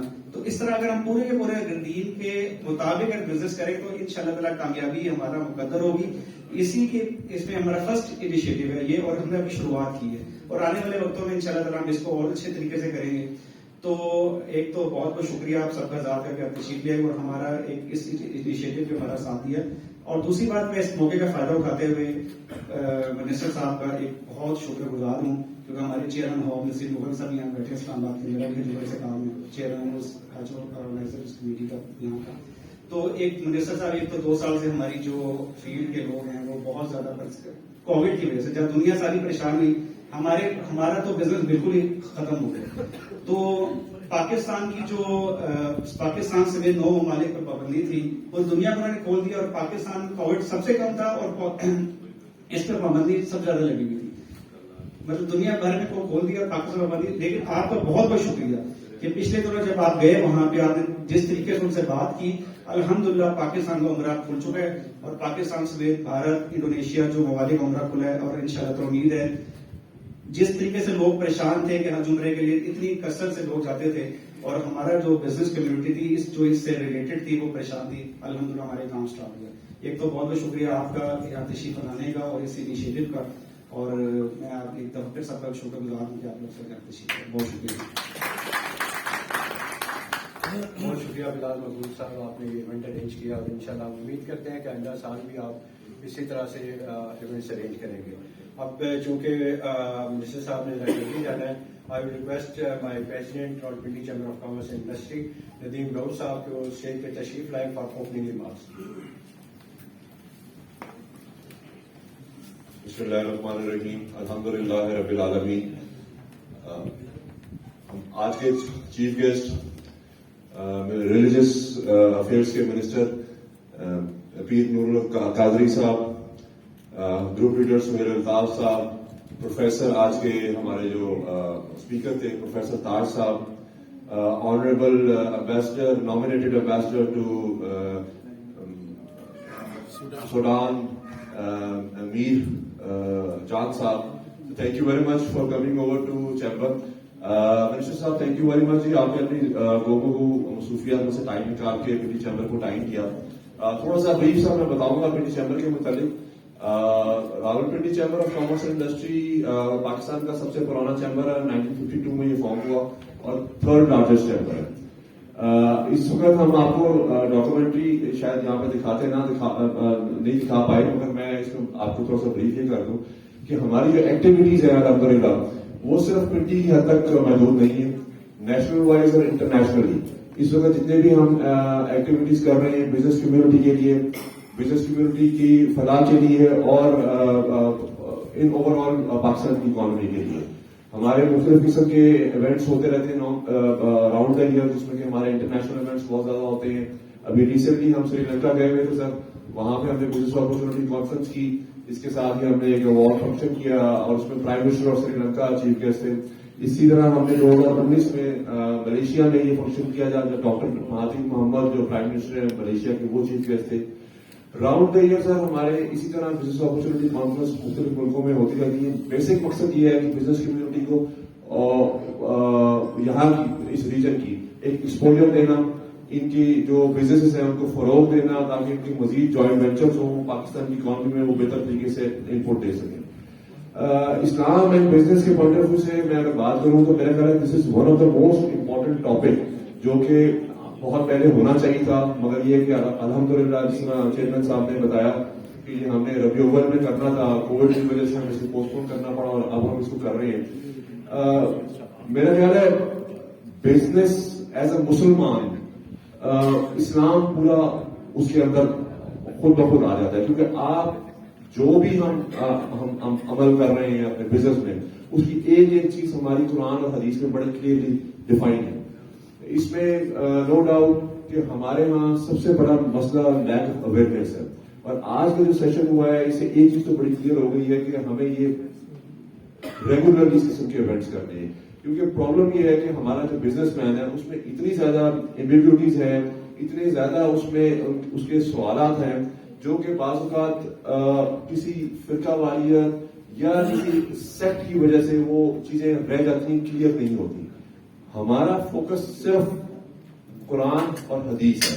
قرآن اور حدیث کی روشنی میں جو ہمیں آج ڈاکٹر طاہر صاحب نے بڑا اچھا ایک سیشن دیا، اور اصل جو مین جو چیز تھی اس کے بعد جو کوشچن آنسر تھے، کیونکہ وہ ایک کرکس تھا پوری اس ایونٹ کا کہ لوگوں کے ذہنوں میں بہت سارے سوالات ہیں، اور ہم انشاءاللہ اس کو اسی سلسلے کو جاری رکھتے ہوئے آگے بھی اس قسم کے ایونٹس کریں گے، تاکہ جو لوگوں کے ذہنوں میں جو شک و شبہات ہیں، جو شک و شبہات کریٹ کیے گئے ہیں، وہ کلیئر ہوں.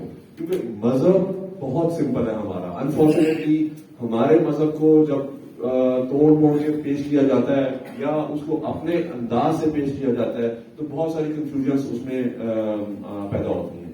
تو اس میں خاص طور پہ چونکہ آپ یہاں پر تشریف لائے، ہم اس کا خاص طور پہ شکر ادا کریں گے آپ کا کہ آپ نے اس ایونٹ میں آ کے ہماری اس کوشش کو مزید جلا بخشی ہے کہ بھی یہ، اور ایک حوصلہ ہمیں خاص طور پہ جو ممبرز نے یہ ایونٹ اٹینڈ کیا ہے کہ ہمیں ایک حوصلہ ملا کہ ہم آئندہ بھی اس قسم کے ایونٹس کریں اور اس میں اور بہتر طریقے سے اس کا پینل ڈسکشن اس میں کی جائے یا اور اس کو ڈیٹیل کے ساتھ اس ایونٹ کو کیا جائے گا.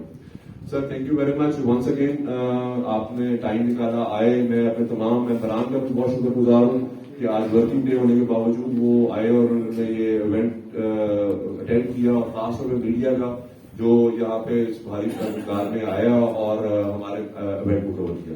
تھینک یو ویری مچ سر.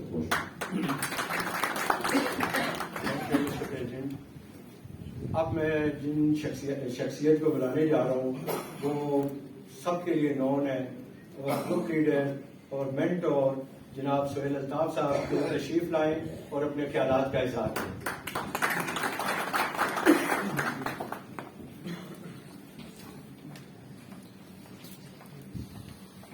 اعوذ باللہ من الشیطان الرجیم، بسم اللہ الرحمن الرحیم. ڈاکٹر نور الحق قادری صاحب، فیڈرل منسٹر فار مذہبی امور، پروفیسر ڈاکٹر تاج اسفر صاحب، اسپیشل گیسٹ تھے آج اسپیکر تھے، میر Behroz Jan Reki sahib, nominated ambassador for Sudan, honourable former presidents, members executive committee, بہت ہی محترم کاروباری شخصیات ادھر موجود ہیں، لیڈیز اینڈ جینٹلمین، السلام علیکم. سر آج آپ یہ سوچ رہے ہوں گے کہ آپ پنڈی چیمبر تشریف لا رہے ہیں، تو یہاں تو چیمبر آف کامرس والے جو ہیں وہ صرف بزنس کی بات کرتے ہیں. جی بزنس کی ہم بات کر رہے ہیں آج، لیکن اسے ٹھیک کرنے کی بات کر رہے ہیں. یہ ہماری جنریشن نے کوئی بہت اچھا ماحول اس ملک کو نہیں دیا. انٹیگریٹی لیول جو ہے وہ بہت نیچے چلے گئے. وہ جیسے یہاں پاکستان میں واٹر لیول نیچے چلا گیا، ہمارے انٹیگریٹی لیول نیچے چلے گئے. مورلز جو ہیں وہ خراب ہو گئے. پیسہ کمانا بزنس ہو گیا، چاہے وہ کسی طرح بھی کمایا جائے. جو کاروباری شخص ہے اس کے لیے بھی پیسہ کمانا امپورٹنٹ ہو گیا، اور جو سرکاری محکموں میں کام کر رہے ہیں ان کے لیے بھی پیسہ کمانا جو ہے وہ. اور ہم بھول گئے کہ ہم مسلمان ہیں. ہم بھول گئے کہ کچھ اصول ہیں جن پہ ہم نے عمل کرنا ہے. ابھی سوال ایسے بھی ہوئے کہ ہم کیوں پیچھے ہیں، یورپ کیوں آگے ہے. تو وہ تو مسلمان نہیں ہے، لیکن وہ ان اصولوں پہ عمل کر رہے ہیں جو مسلمانوں کے لیے تھے. وہ وعدہ خلافی نہیں کرتے، وہ 2 نمبری نہیں کرتے. دے ڈیلیور واٹ دے پرومس.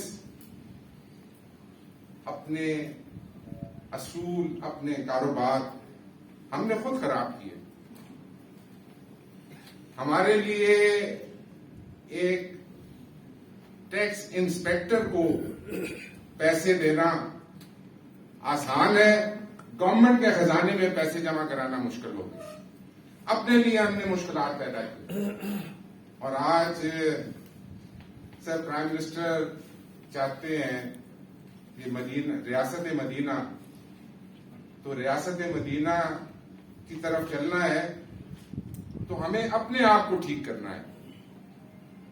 آج آپ کی موجودگی میں منسٹر صاحب ہم نے یہ ایک علم اٹھایا ہے کہ ہم ایک کیمپین لے کے چل رہے ہیں، رشوت سے انکار، باعزت کاروبار.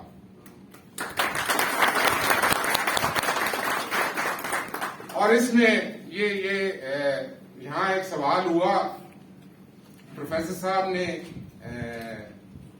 وہ رشوت کے حوالے سے کہ اگر رشوت کے بغیر کام نہیں ہو رہا اور نقصان ہو رہا ہے تو پروفیسر صاحب نے کہا یہ اب سسٹم خراب ہے، اس کو ٹھیک ہونا چاہیے. لیکن ہم آج یہ علم اٹھا رہے ہیں کہ ہم اس کو ٹھیک کرنے کی کوشش کریں گے. ہم اس کو ایسے ہی ایکسپٹ نہیں کر سکتے. somebody has to take initiative. شاید ہم اس کو چینج نہ کر سکیں لیکن انشاءاللہ امپروومنٹ ضرور لائیں گے. دیکھیے کام رشوت اگر آپ سے کوئی مانگ رہا ہے تو you are also equally to be blamed. رشوت لینے والا اور دینے والا دونوں جہنم میں جائیں گے. تو کیا ہم نے اس کو سر جب بہت بڑے بزنس مین ٹی وی کے ٹاک شو پہ یہ کہیں کہ رشوت کے بغیر تو کام نہیں چلتا اور میں اسپیڈ منی دیتا ہوں، تو ہم اپنی اس قوم کو کہاں لے کے جا رہے ہیں؟ نہیں، ہم نہیں دیں گے. That is what we have to do. ہم نے یہ کرنا ہے. Pindi chamber is a platform which is available to you. آپ کا کوئی جائز کام اگر رکے گا تو ہم اسے ٹھیک کروائیں گے. لیکن ایٹ دا سیم ٹائم ہم نے اپنے کام بھی ٹھیک کرنے ہیں. ہم نے جو اپنے کاروبار کو بھی سیدھا کرنا ہے تاکہ یہ اللہ تعالیٰ نے آپ کو بڑی عزت دی ہے. یہ کاروبار، یہ پیسہ کس لیے انسان کماتا ہے؟ کہ اسے عزت ملے. تو جب آپ کسی کے یہ غلط کام کی وجہ سے آپ اس کی آنکھوں میں آنکھیں ڈال کے نہیں بات کر سکتے تو اس پیسہ کمانے کا کیا فائدہ؟ بخاری صاحب آپ نے کہا کہ وہاں کسٹم والے کام نہیں ہوتا، ادھر 10,000 نہیں دیں گے تو 10 لاکھ کا نقصان ہو جائے گا. ایک دفعہ کر کے تو دیکھیں، اللہ تعالیٰ اس میں بھی برکت ڈال دے گا. وہ 10 لاکھ کا نقصان اگر آپ کا ہوا ہے تو وہ 20 لاکھ 30 لاکھ آپ کو نفع دے گا، اور وہاں سے دے گا جہاں سے آپ کو پتہ بھی نہیں ہو. ہم نے یہ مان لیا ہے کہ سسٹم خراب ہے. اگر سسٹم خراب ہے تو اس سسٹم میں چلنا ہے. پروفیسر صاحب یہاں یہ سوال ہوا کہ بینکنگ سسٹم جو ہے ٹھیک ہے خراب ہے. میں اگر آج آپ کو یہ کہوں کہ اگر آپ نے یہ کام کیا تو یہ میرے ساتھ آپ کی جنگ ہوگی تو آپ سوچنا شروع کر دیں گے. اور یہ تو اللہ اور اس کے رسول کے ساتھ جنگ کی بات ہے اور آپ پہ اثر کوئی نہیں ہو رہا. سود کا کام کر رہے ہیں ہم. کیا آپ نے اس پہ غور کیا؟ تو اسلامک بینکنگ کی بات ہوئی، شاید اس میں بھی کباتے ہوں، لیکن میں انہیں اس بات کا الاؤنس ضرور دوں گا اور میرا اللہ بھی دے گا کہ کم از کم اس کی سوچ تو یہ ہوئی کہ اس نے اسلامک بینکنگ کی طرف گیا اور ٹریڈیشنل بینکنگ کو چھوڑا. تو I think it will be a step forward. اس کو بھی بہتر بنانے کی ضرورت ہے. میں ریکویسٹ کرتا ہوں قائد صاحب آپ کو کہ یہ جو کیمپین ہم شروع کرنے لگے ہیں اس میں مذہبی امور کی وزارت جو ہے یہ ہماری پارٹنر بنتی ہے. آج ہماری میٹنگ تھی فیڈرل ٹیکس امبڈسمنٹ سے، ہم اس کی ایڈوائزری کمیٹی کے ممبر ہیں، میں بھی ہوں، پریزیڈنٹ بھی ہیں، اور وہاں ہم یہ کہہ کے آئے ہیں کہ یہ کام ہم شروع کرنے لگے ہیں، اور جب یہ کام شروع کرنے لگے ہیں تو جو کرپٹ آفیسر ہوں گے ان کو آپ کے سامنے لے کے آئیں گے. اینڈ فیڈرل ٹیکس امبڈسمنٹ نے کہا ہے کہ میں آپ کے ساتھ ہوں، جہاں تک ہو سکے گا میں آپ کا ساتھ دوں گا. یہ کام شروع تو کریں، وہ کچھ شروع کرنے والے ہی نہیں تھا. تو پنڈی چیمبر شروع کر رہے ہیں، ہم اسے پورے پاکستان تک لے کے جائیں گے. قاری صاحب یہ پیغام دیجیے پرائم منسٹر کو کہ یہ ہم اگر ریاست مدینہ بنانا ہے تو یہاں سے ہمیں شروع کرنا ہے. ہمیں دل میں پروفیسر صاحب برا نہیں سمجھنا، ہمیں سسٹم کے ساتھ نہیں چلنا، ہم نے سسٹم کو بریک کرنا ہے. اگر غلط سسٹم ہے اس کو آپ نے بریک نہ کیا تو آپ نے اپنا حق ادا نہیں کیا. اللہ تعالیٰ نے ہم سب کو اتنے وسائل دیے ہیں، اللہ تعالیٰ نے ہم سب کو سکسیس سٹوری بنایا ہے. آپ کو جو اللہ تعالیٰ نے جو منصب عطا کیا ہے، اگر آپ کچھ پازیٹیو کنٹریبیوشن اس حوالے سے کر جائیں گے تو میں سمجھتا ہوں وہی صدقہ جاریہ ہوگا. راولپنڈی چیمبر پاکستان کے لیے جو کچھ ہو سکتا ہے ہم کرتے ہیں. Whatever we are because of Pakistan. Sri Lanka کا جو واقعہ ہوا ہمارا دل اس پہ بھی بڑا غمگین ہے، بیکاز ہم وہاں گئے، ہم نے اپنے آپ کو امبیسڈر آف پاکستان سمجھا، اور اللہ تعالیٰ کا بڑا کرم تھا کہ وہاں کا پرائم منسٹر جو ہے وہ ہمارے کانفرنس میں تشریف لائے اور ہم ایک گڈ ول کریٹ کر کے آئے. اور وہاں ہائی کمیشن جو تھا اس نے کمیشن نے کہا کہ ہمارے سر فخر سے بلند ہو گئے ہیں یہ 100 ممبر ڈیلیگیشن جو پاکستان سے آیا. لیکن انفارچونیٹلی جو انسیڈنٹ ہوا، ہم نے ہائی کمشنر کے پاس گئے، انہیں کنٹرول بھی کیا اور انہوں نے کہا کہ 220 ملین کی آبادی ہے، یہ کوئی سنگاپور جیسا ملک نہیں ہے، یہ ایک بہت بڑا ملک ہے. کوئی ایک واقعہ ان آئسولیشن اگر ہو تو اسے پاکستان اور سری لنکا کے تعلقات کو افیکٹ نہیں کرنا چاہیے. And I am very please کہ سری لنکن امبیسڈر نے کہا کہ ہمارے تعلقات آر سو ڈیپ روٹڈ کہ اس سے کوئی فرق نہیں پڑے گا. تو اللہ تعالی ہمیں دین کو سمجھنے کی عقل اور سمجھ سے، دیکھیں سب سے زیادہ جو میں قاری صاحب یہ سب سے زیادہ جو افضل ہے وہ یہ ہے اجتماعی نوعیت کے کام. اور جو اسلام کا کانسیپٹ ہے با جماعت نماز کا، وہ کانسیپٹ ہی یہ ہے کہ آپ جائیں گے اور لوگوں کے مسائل سنیں گے اور اس کو حل کرنے کی کوشش کریں گے. جو جمعہ ہے وہ اس سے بڑا اجتماع ہے، عیدین ہے اس سے بڑا ہے، اور جو حج ہے وہ انٹرنیشنل کانفرنس ہے تاکہ دنیا بھر کے مسلمان اپنے مسائل کو ڈسکس کریں اور اس کا کوئی سولوشن لے کے آئیں. تو یہ چیمبر آف کامرس میں اگر آپ انٹر ہوتے ہیں یہ سوچ کے کہ آج اپنے ہاتھ سے کسی ساتھی کا کام کر دوں، اجتماعی نوعیت کے کوئی کام کرتے، تو یہ بھی عین عبادت ہے. اور میں پریزیڈنٹ ایس وی پی اور وی پی کو کہتا ہوں کہ اگر یہ سوچ لے کے آپ اس دہلیز کو پار کریں گے تو آپ سمجھیں کہ آپ عبادت کرنے کے لیے آ رہے ہیں. تو یہ راولپنڈی چیمبر اسی موٹو کو لے کے آگے چلتا رہے گا. ہم آپ کے ساتھ ہیں، ہم اس ملک کو آگے لے کے جائیں گے. ہم انشاءاللہ کاروباری لوگ جنہیں جو رزق حلال کماتا ہے اس کو اللہ تعالیٰ نے جہاد سے ایکویٹ کیا ہے. اب آپ موازنہ کریں کہ کہاں جہاد اور کہاں مزے سے بزنس بھی کر رہے ہیں اور وہ رتبہ لے رہے ہیں، اور پھر نبیوں کے ساتھ اٹھائے جانے کا وعدہ ہے. تو اللہ تعالیٰ ہم سب کو یہ توفیق عطا کرے کہ ہم اس راستے پہ چلیں جو اللہ کے نزدیک अफजल है और अपना दीन भी और दुनिया भी अल्लाह ताला वो हमें ठीक करने की तौफीक दे। मैं इसके साथ ही आपका शुक्रिया अदा करता हूँ। Thank you very much.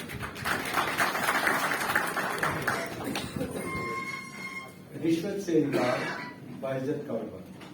Sir आज आपने जो स्लोगन दिया है आई सलूट और हमारी पूरी टीम इंशाल्लाह इस कैंपेन में इस हद तक आगे जाएगी कि आप इंशाल्लाह इस पे नाज करेंगे अल्लाह की वजह से इंशाल्लाह। अब मैं मेहमान खुसूसी नूरुल हक कादरी साहब को, प्रोफेसर साहब को, प्रेसिडेंट RCCI को और प्रोफेसर साहब को और हमारे नॉमिनेटेड एम्बेसडर साहब को रिक्वेस्ट करूंगा कि स्टेज पे आए। कुछ शील्ड डिस्ट्रीब्यूशन है, उसके बाद मिनिस्टर साहब की स्पीच।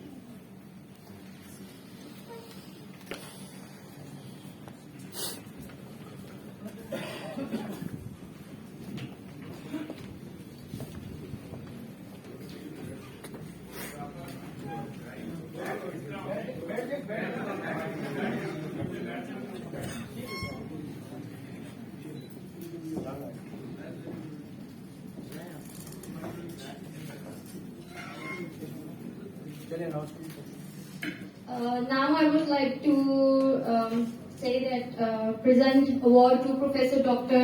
Taj Asfar. मैं सुहेल साहब से रिक्वेस्ट करता हूँ कि वो शीट पेश करें।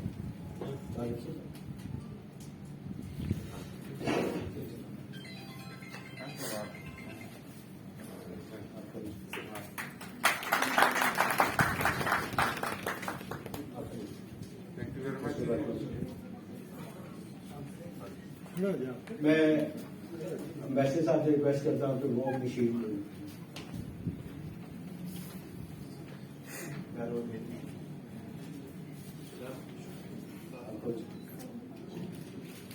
सैयद नवाज शाह साहब तशरीफ लाए। वो आज के इस इवेंट के स्पॉन्सर भी हैं।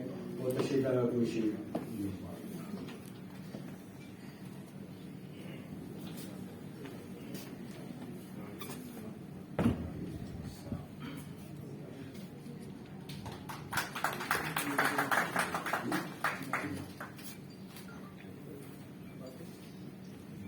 उसके बाद हमारे चीफ गेस्ट वफाकी वज़ीर मज़हबी अबूद जनाब नूरुल हक कादरी साहब को शील्ड पेश की है।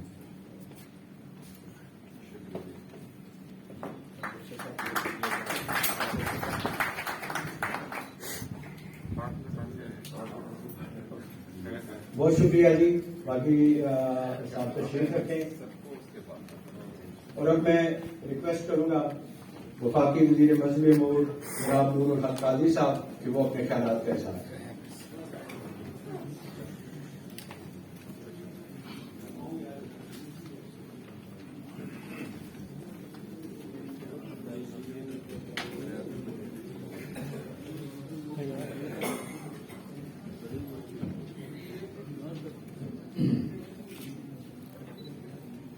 नहमदुहु व नसल्ली व नसल्लिम अला रसूलिल करीम। अम्मा बादु फ़अऊज़ु बिल्लाहि मिनश शैतानिर रजीम। बिस्मिल्लाहिर रहमानिर रहीम। अल्लाहुम्मा सल्लि व सल्लिम व बारिक अला सय्यिदिना मौलाना मुहम्मदिन अब्दिका व रसूलिका व नबिय्यिका व हबीबिकल उम्मी व अला आलिहि व सहबिहि व बारिक व सल्लिम अलैहि। मोहतरम जनाब नदीम रऊफ साहब, सदर रावलपिंडी चैम्बर ऑफ कॉमर्स, जनाब सुहेल अल्ताफ साहब लीडर, जनाब बिलाल मकबूल साहब चेयरमैन हज एंड उम्रा कंपनीज, जनाब मोहतरम प्रोफेसर डॉक्टर ताज अफसर साहब और honourable designated ambassador for Sudan, chambers के तमाम मेंबर्स, आज की इस महफिल के मुअज़्ज़ज़ शुरका, ख़वातीन हज़रात, सबको अस्सलामु अलैकुम व रहमतुल्लाहि व बरकातुहू। मैं सबसे पहले चैम्बर ऑफ कॉमर्स रावलपिंडी के लीडरशिप का, मेंबर्स का शुक्रिया अदा करूंगा कि आपने مجھ ناچیز کو، جو کہ میرا پورٹفولیو کہیں بھی تجارت سے وابستہ نہیں ہے، لیکن آپ نے مجھے حکم دیا، میں حاضر ہوا. اللہ تعالیٰ آپ کو اس کا اجر اور بدلہ دے. اور میرے علاقے کے میرے دوست ہیں، میرے ساتھی ہیں، شمس صاحب مجھے اس پروگرام کو مسلسل فالو کر رہے تھے، ان کا بھی شکریہ ادا کروں گا. آج ٹائم ایسا ہے کہ مغرب کے اذان ہو گئے ہیں. میں اور آپ کا سما خراشی نہیں کرنا چاہتا، لیکن آج کا جو آپ نے پروگرام رکھا ہے، یہ اس کے حوالے سے بات کرنے سے پہلے آج یہ جو شام ہے 16 دسمبر کی، یہ ہمارے ملک کے جو دکھ اور درد اور المیہ اور سانحے ہیں، اس میں ایک بڑے سانحے کے ساتھ یہ شام اور یہ دن وابستہ ہے. تو اس پلیٹ فارم سے میں تمام ان شہداء کا، ان معصوم پھول کلیوں بچوں کو خراج عقیدت اور سلام پیش کرتا ہوں، اور ان کی والدین کے لیے صبر اور حوصلہ اور استقامت کے لیے دعا گو ہوں. اور جو ابھی سیالکوٹ کا انسیڈنٹ اور سانحہ ہو گیا ہے، میں کل ایک قومی سلامتی کے حوالے سے ایک بہت ہائیسٹ لیول کا میٹنگ تھا، تو ادھر میں نے کہا کہ گرچہ جانی نقصان کے حوالے سے سیالکوٹ کا سانحہ چھوٹا ہے اور مختصر ہے، لیکن پاکستان کو بدنام کرنے کے حوالے سے سیالکوٹ کا حادثہ بہت بڑا ہے. اور یقین جانیے میں اس دن ابوظہبی میں تھا اور ایک انٹرنیشنل فورم میں شریک تھا، تو مجھے کوئی طریقہ نہیں آ رہا تھا کہ کس طرح کسی کی تسلی تشفی والا جواب دے سکوں. مجھے شرمساری کے علاوہ میرے پاس کچھ بھی نہیں تھا. ایک ایسا ملک جس ملک کے بانی نے اس ملک کے بننے سے 2 یا 3 دن پہلے وبائے قوم نے کہا تھا کہ آپ آزاد ہیں، جو کوئی مندر میں جانا چاہتا ہے، جو کوئی مسجد میں جانا چاہتا ہے، جو کوئی گرجا میں جانا چاہتا ہے، جو کوئی گردوارہ میں جانا چاہتا ہے. اسٹیٹ کا، ریاست کا آپ کے دین کے ساتھ کوئی تعلق، آپ کے دین کے بارے میں نہیں پوچھے گا، بلکہ آپ کے پاکستانی ہونے کے بارے میں پوچھے گا. تو وہاں پہ اس طرح افراتفری، انتشار، تشدد، حیوانیت، جنونیت، یہ وہ پاکستان نہیں ہے جس کے لیے ہمارے بزرگوں نے اسٹرگل کی تھی، کوشش کی تھی، اور جس کے لیے مائیں ہماری بیوہ ہو گئی، سہاگ گزر گئے، اور لوگ در بدر مہاجر ہو کے اس ملک کی طرف آنے لگے تھے. یہ وہ پاکستان ہرگز نہیں ہے، اور اس پاکستان کے قیام کے لیے ہمیں اور جتن اور محنت کرنی ہوگی. آج کا جو آپ کا پروگرام ہے، یہ جو موجودہ مادیت کا دور ہے، اور جو لوگوں کا خیال ہے کہ پیسہ سب کچھ ہے اور پیسہ کماؤ، جیسے بھی ہو کماؤ، ایسے ماحول میں اپنے برادری کو، اپنے ممبرز کو، اپنے ہم خیال لوگوں کو اس کا فکر دلانا کہ نہیں، حلال اور حرام کی جو تمیز ہے اور جو فرق ہے، یہ معنی رکھتی ہے، اور یہ شعور انسان میں ہونا چاہیے. جب تک یہ شعور یہاں ہر دم اور ہر قدم بلوغ کے بعد جب آپ اس زمین پہ رکھتے ہیں، اس دم اور قدم کا آپ سے حساب ہوگا. یہ ایسا آسان معاملہ نہیں ہے. کسی بزرگ نے کہا کہ میں کیا اس دنیا میں کیسے میں زندگی گزاروں جس کے حرام کا عذاب ہوگا، جس کے حلال کا حساب ہوگا، جس کے شبہات کا عتاب ہوگا، ملامتی ہوگی. تو یہاں پر یہ فکر اجاگر کرنا، یہ اسٹرگل کرنا، یہ کوشش کرنا، یہ بحث اور مباحثہ اور موضوع بنانا کہ ہم کس طرح اسلام کے روح سے تجارت کو ہم آگے بڑھائیں. میرے خیال میں یہ طرح اور یہ روایت راولپنڈی کے چیمبر آف کامرس نے ڈال دی ہے اور اس کو آگے بھی پھیلانے کی ضرورت ہے.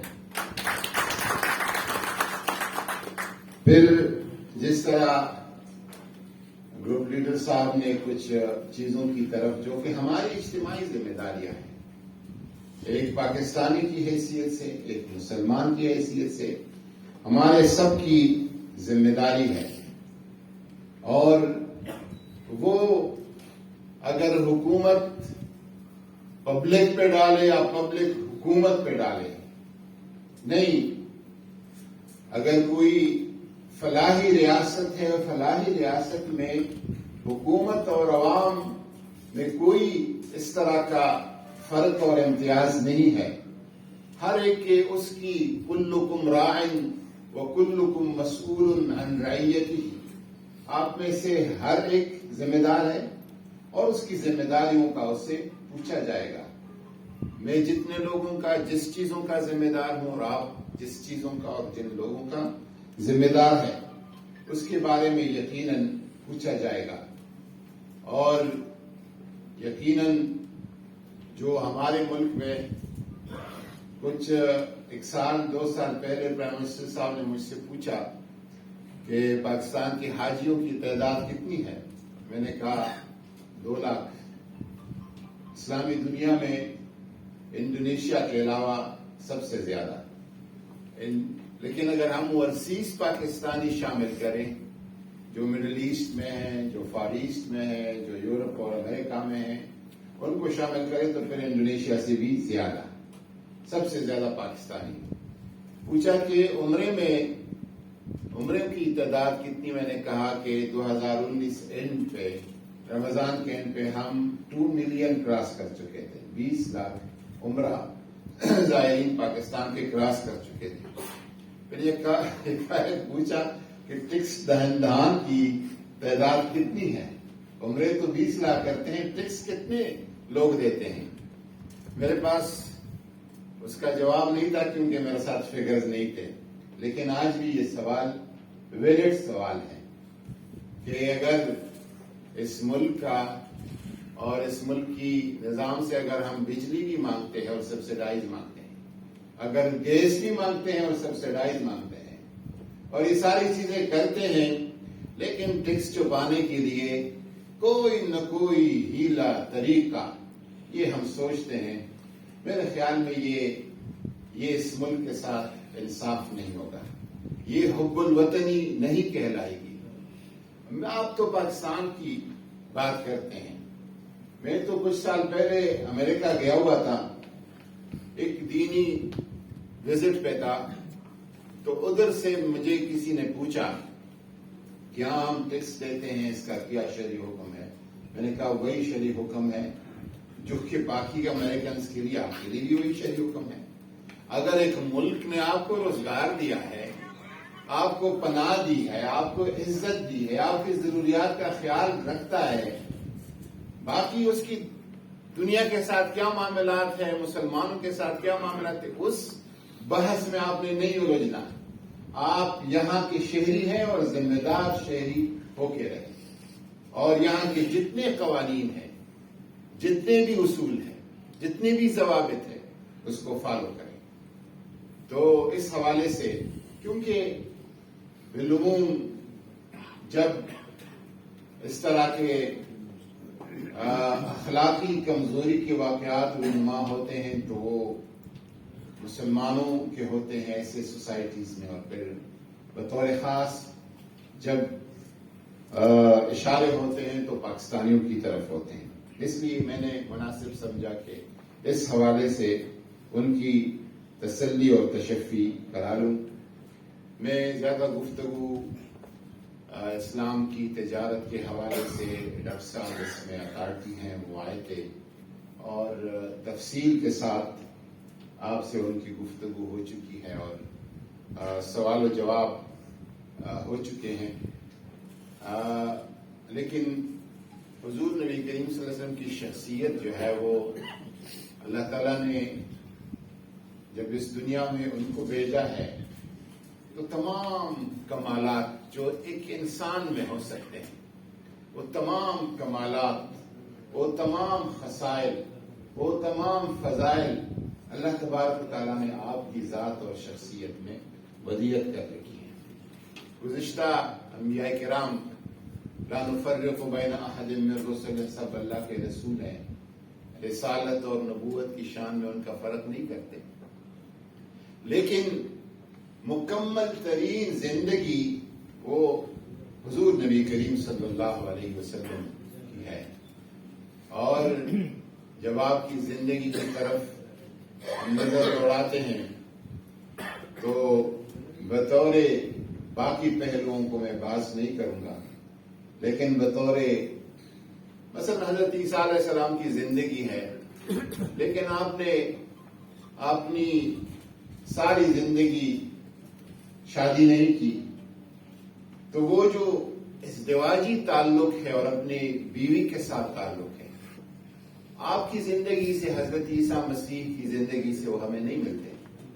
بچوں کے ساتھ جو پیار ہو سکتا ہے، اور میں دعوے کے طور پر کہتا ہوں کہ آج لوگ کہتے ہیں بچی، بیٹی، عورت، دنیا میں آدم سے لے کر آج کے عصر تک مجھے کوئی ثابت کر کے دکھائے کہ حضرت رسول اللہ صلی اللہ علیہ وسلم نے سیدہ طیبہ طاہرہ فاطمہ الزہرا کو جو عزت دی ہے، کوئی باپ اپنے بیٹی کو اس طرح عزت دے سکتا ہے، اس طرح پیار دے سکتا ہے.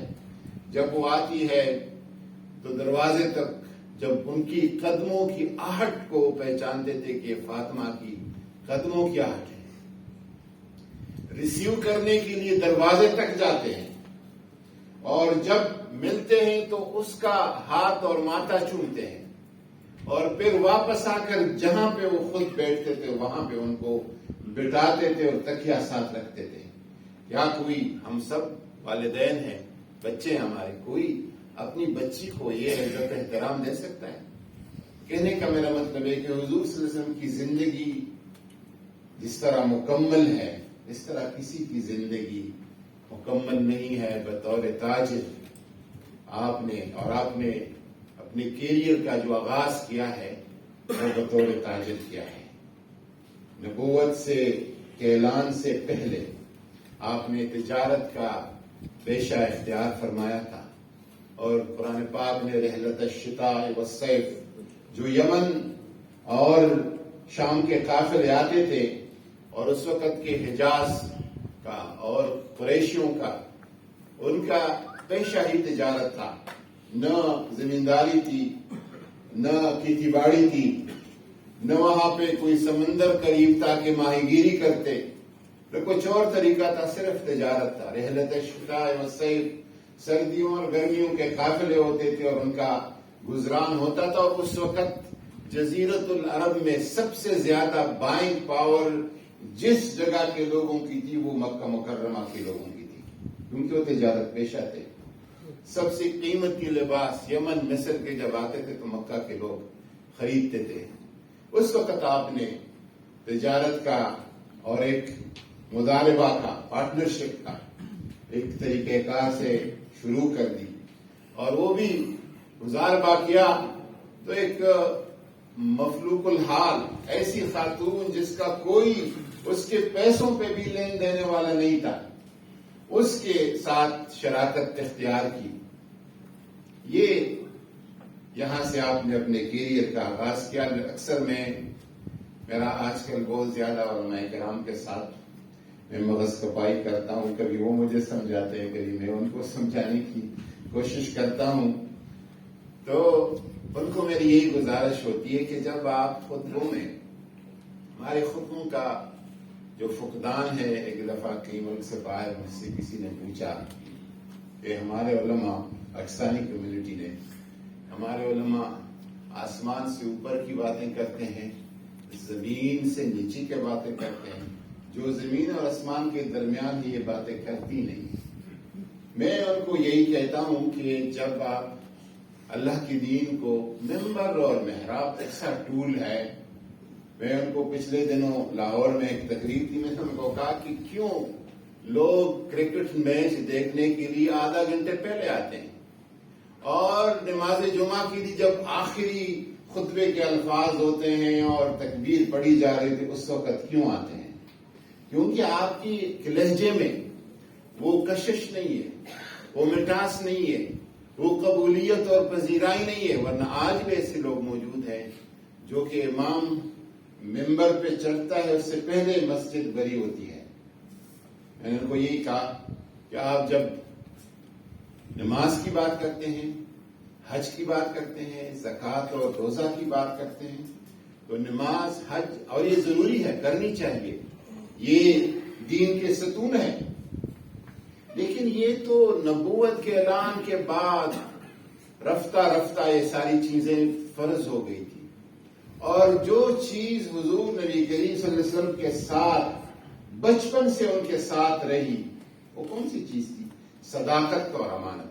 آپ صادق و امین تھے, اور آپ کے دشمن بھی, آپ کے دشمنوں نے کہا, ابو لہب نے کہا, ابو جہل نے کہا کہ ہم آپ کو نبی تو نہیں مانتے لیکن صادق اور امین ضرور مانتے ہیں.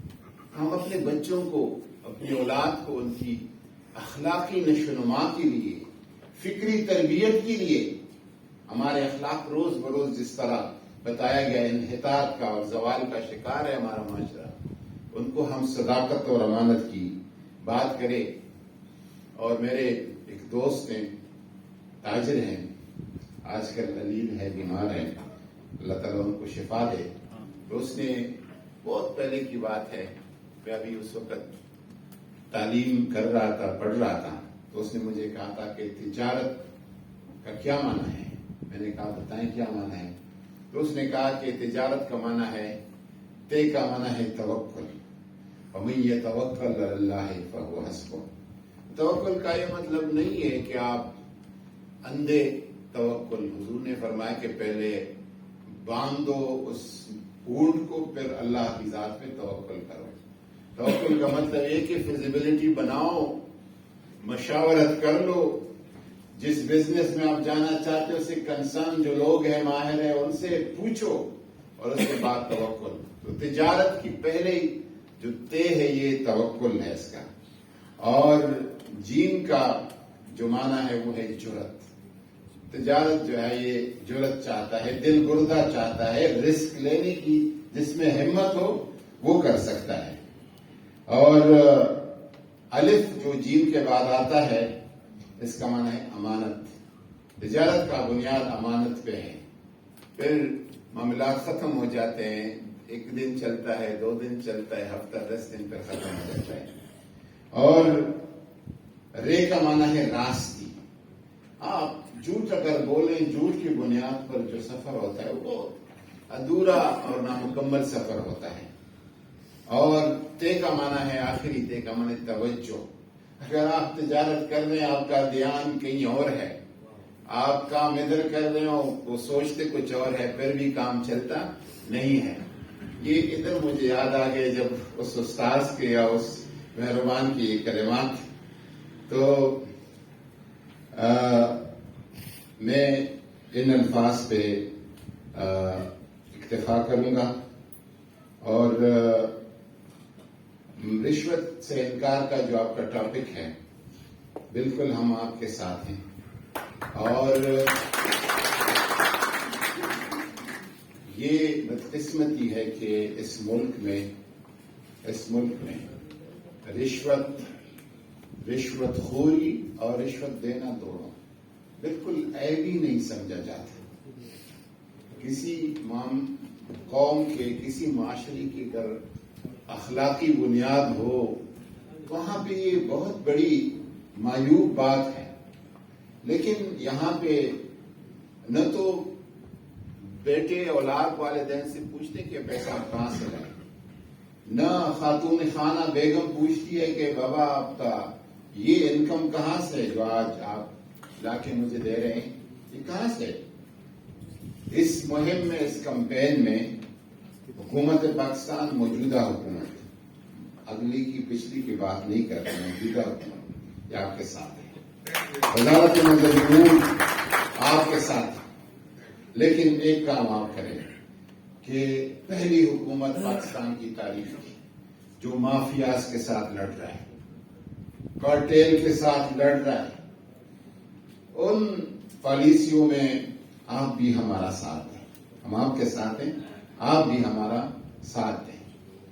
اور ایک میں آپ کو ادھر بات کروں کہ خان صاحب کیونکہ ہر وقت عمران خان کے ساتھ پچھلے عرصے سے سلام دعا ہے مختلف حوالوں سے، تو اسلام اور سیرت النبوی اور اس حوالے سے اکثر میرے سے ان کی بات ہوتی ہے. تو پچھلے 6 مہینے سال سے اس کا فوکس یہ کہ یہ قوم جو ہے جب تک آپ ان کی فکری اصلاح نہیں کرتے اور اخلاقی تربیت نہیں کرتے، قوانین بنانے سے، پولیس بھیجنے سے، رینجرز کو آتھورائز کرنے سے یہ کام چلتا نہیں. اور یہ بالکل ان کی بات صحیح ہے. اور میں کہا کہ اگر ایک بچہ ہے اور اس کے ہاتھ میں اسمارٹ فون ہے اور اپنے بیڈ میں وہ چلا جاتا ہے اور کمبل جب اوڑھتا ہے اور اندر اس کے ساتھ اسمارٹ فون ہوتا ہے، تو کیا والدین اس کی نگرانی کر سکتا ہے؟ والد کر سکتا ہے، والدہ کر سکتی، کوئی نہیں کر سکتا. جب تک آپ اس کے ذہن میں 2 چیز خوف خدا اور حب رسول صلی اللہ علیہ وسلم، اس رسول کی پیروی اور اللہ کا خوف، یہ اگر آپ اس کے ذہن میں نہیں ڈالتے اس وقت تک اس نے کام سے باز نہیں آنا ہے. جب تک آپ اس کے فکر ذہن پہ پہرا نہ دے، اور وہ پہرا کون دے گا؟ وہ اللہ ہی دے سکتا ہے. اس کا خوف اور حضور صلی اللہ علیہ وسلم کی اتباع اور محبت کا سوچ جو ہے وہ دے سکتا ہے. اس وجہ سے یہ آپ نے سنا ہوگا کہ رحمت للعالمین نے تارٹی وہ دیکھے کہ بیماری کہاں ہے، سکم کہاں ہے، کمزوری کہاں ہے. نصاب تعلیم کو، میڈیا کو، سوشل میڈیا کو، اس میں کس منسٹری کا، کس وزارت کا، کس سرکاری ادارے کا کتنا کردار ہے، اس کو کردار حوالہ کیا جائے اور وہ منہج نبوت جو حضور صلی اللہ علیہ وسلم کا رستہ ہے اس رستے کے مطابق اس قوم کی اصلاح کرے. میں پاکستان کے حوالے سے کبھی بھی نا امید نہیں رہا ہوں. اس ملک ہمیشہ بڑی بڑی اقوام جو ہے یہ طوفانوں سے گزرتے ہیں، مشکلات سے گزرتے ہیں، مصائب سے گزرتے ہیں. یہ ملک اگر کسی کا خیال ہے کہ یہ کوئی 1 دن کا، 10 دن کا، 1 سال کا ملک ہے، نہیں، یہ انشاءاللہ تعالی ہزاروں سال کا ملک ہے، قیامت کی صبح تک آباد رہنے والا ملک ہے. اور یہ جس بنیاد پہ قائم ہوا ہے، یہ حکومت کرے گی، یہ کرے گی، یہ نہیں کرے گی تو کوئی اور کرے گا. یہ اپنے اس بنیاد کا جو ریاست مدینہ کا ہے اور لا الہ الا اللہ محمد رسول اللہ کا ہے، اس بنیاد کی طرف اس نے واپس لوٹ کے جانا ہے انشاءاللہ تعالی. وما علینا الا البلاغ. بہت شکریہ آنریبل منسٹر مولانا قادری صاحب. اس سارے سیشن کو اگر میں کنکلوڈ کروں ایک شعر میں، جو آج کا پروفیسر صاحب کی باتیں، کوشچن آنسر اور آپ کا مفصل خطاب، تو وہ یہ ہے کہ کی محمد سے وفا تو نے تو ہم تیرے ہیں، یہ جہاں چیز ہے کیا لوہ کرم تیرے ہیں. یہ راستہ، یہ سارا حضور نبی کریم صلی اللہ علیہ وسلم کی طرف جاتا ہے. تو ہم اسی میں آنے والے تمام حضرات کا شکریہ ادا کرتا ہوں، بالخصوص منسٹر صاحب کا، پروفیسر صاحب کا، لیکچرر صاحب کا اور باقی سارے ساتھیوں کا. اور میں ریکویسٹ کروں گا کہ ایک گروپ فوٹو اسٹیج پہ ہو جائے، اس کے بعد چائے بھی تیار ہے اور نماز بھی. Thank you very much.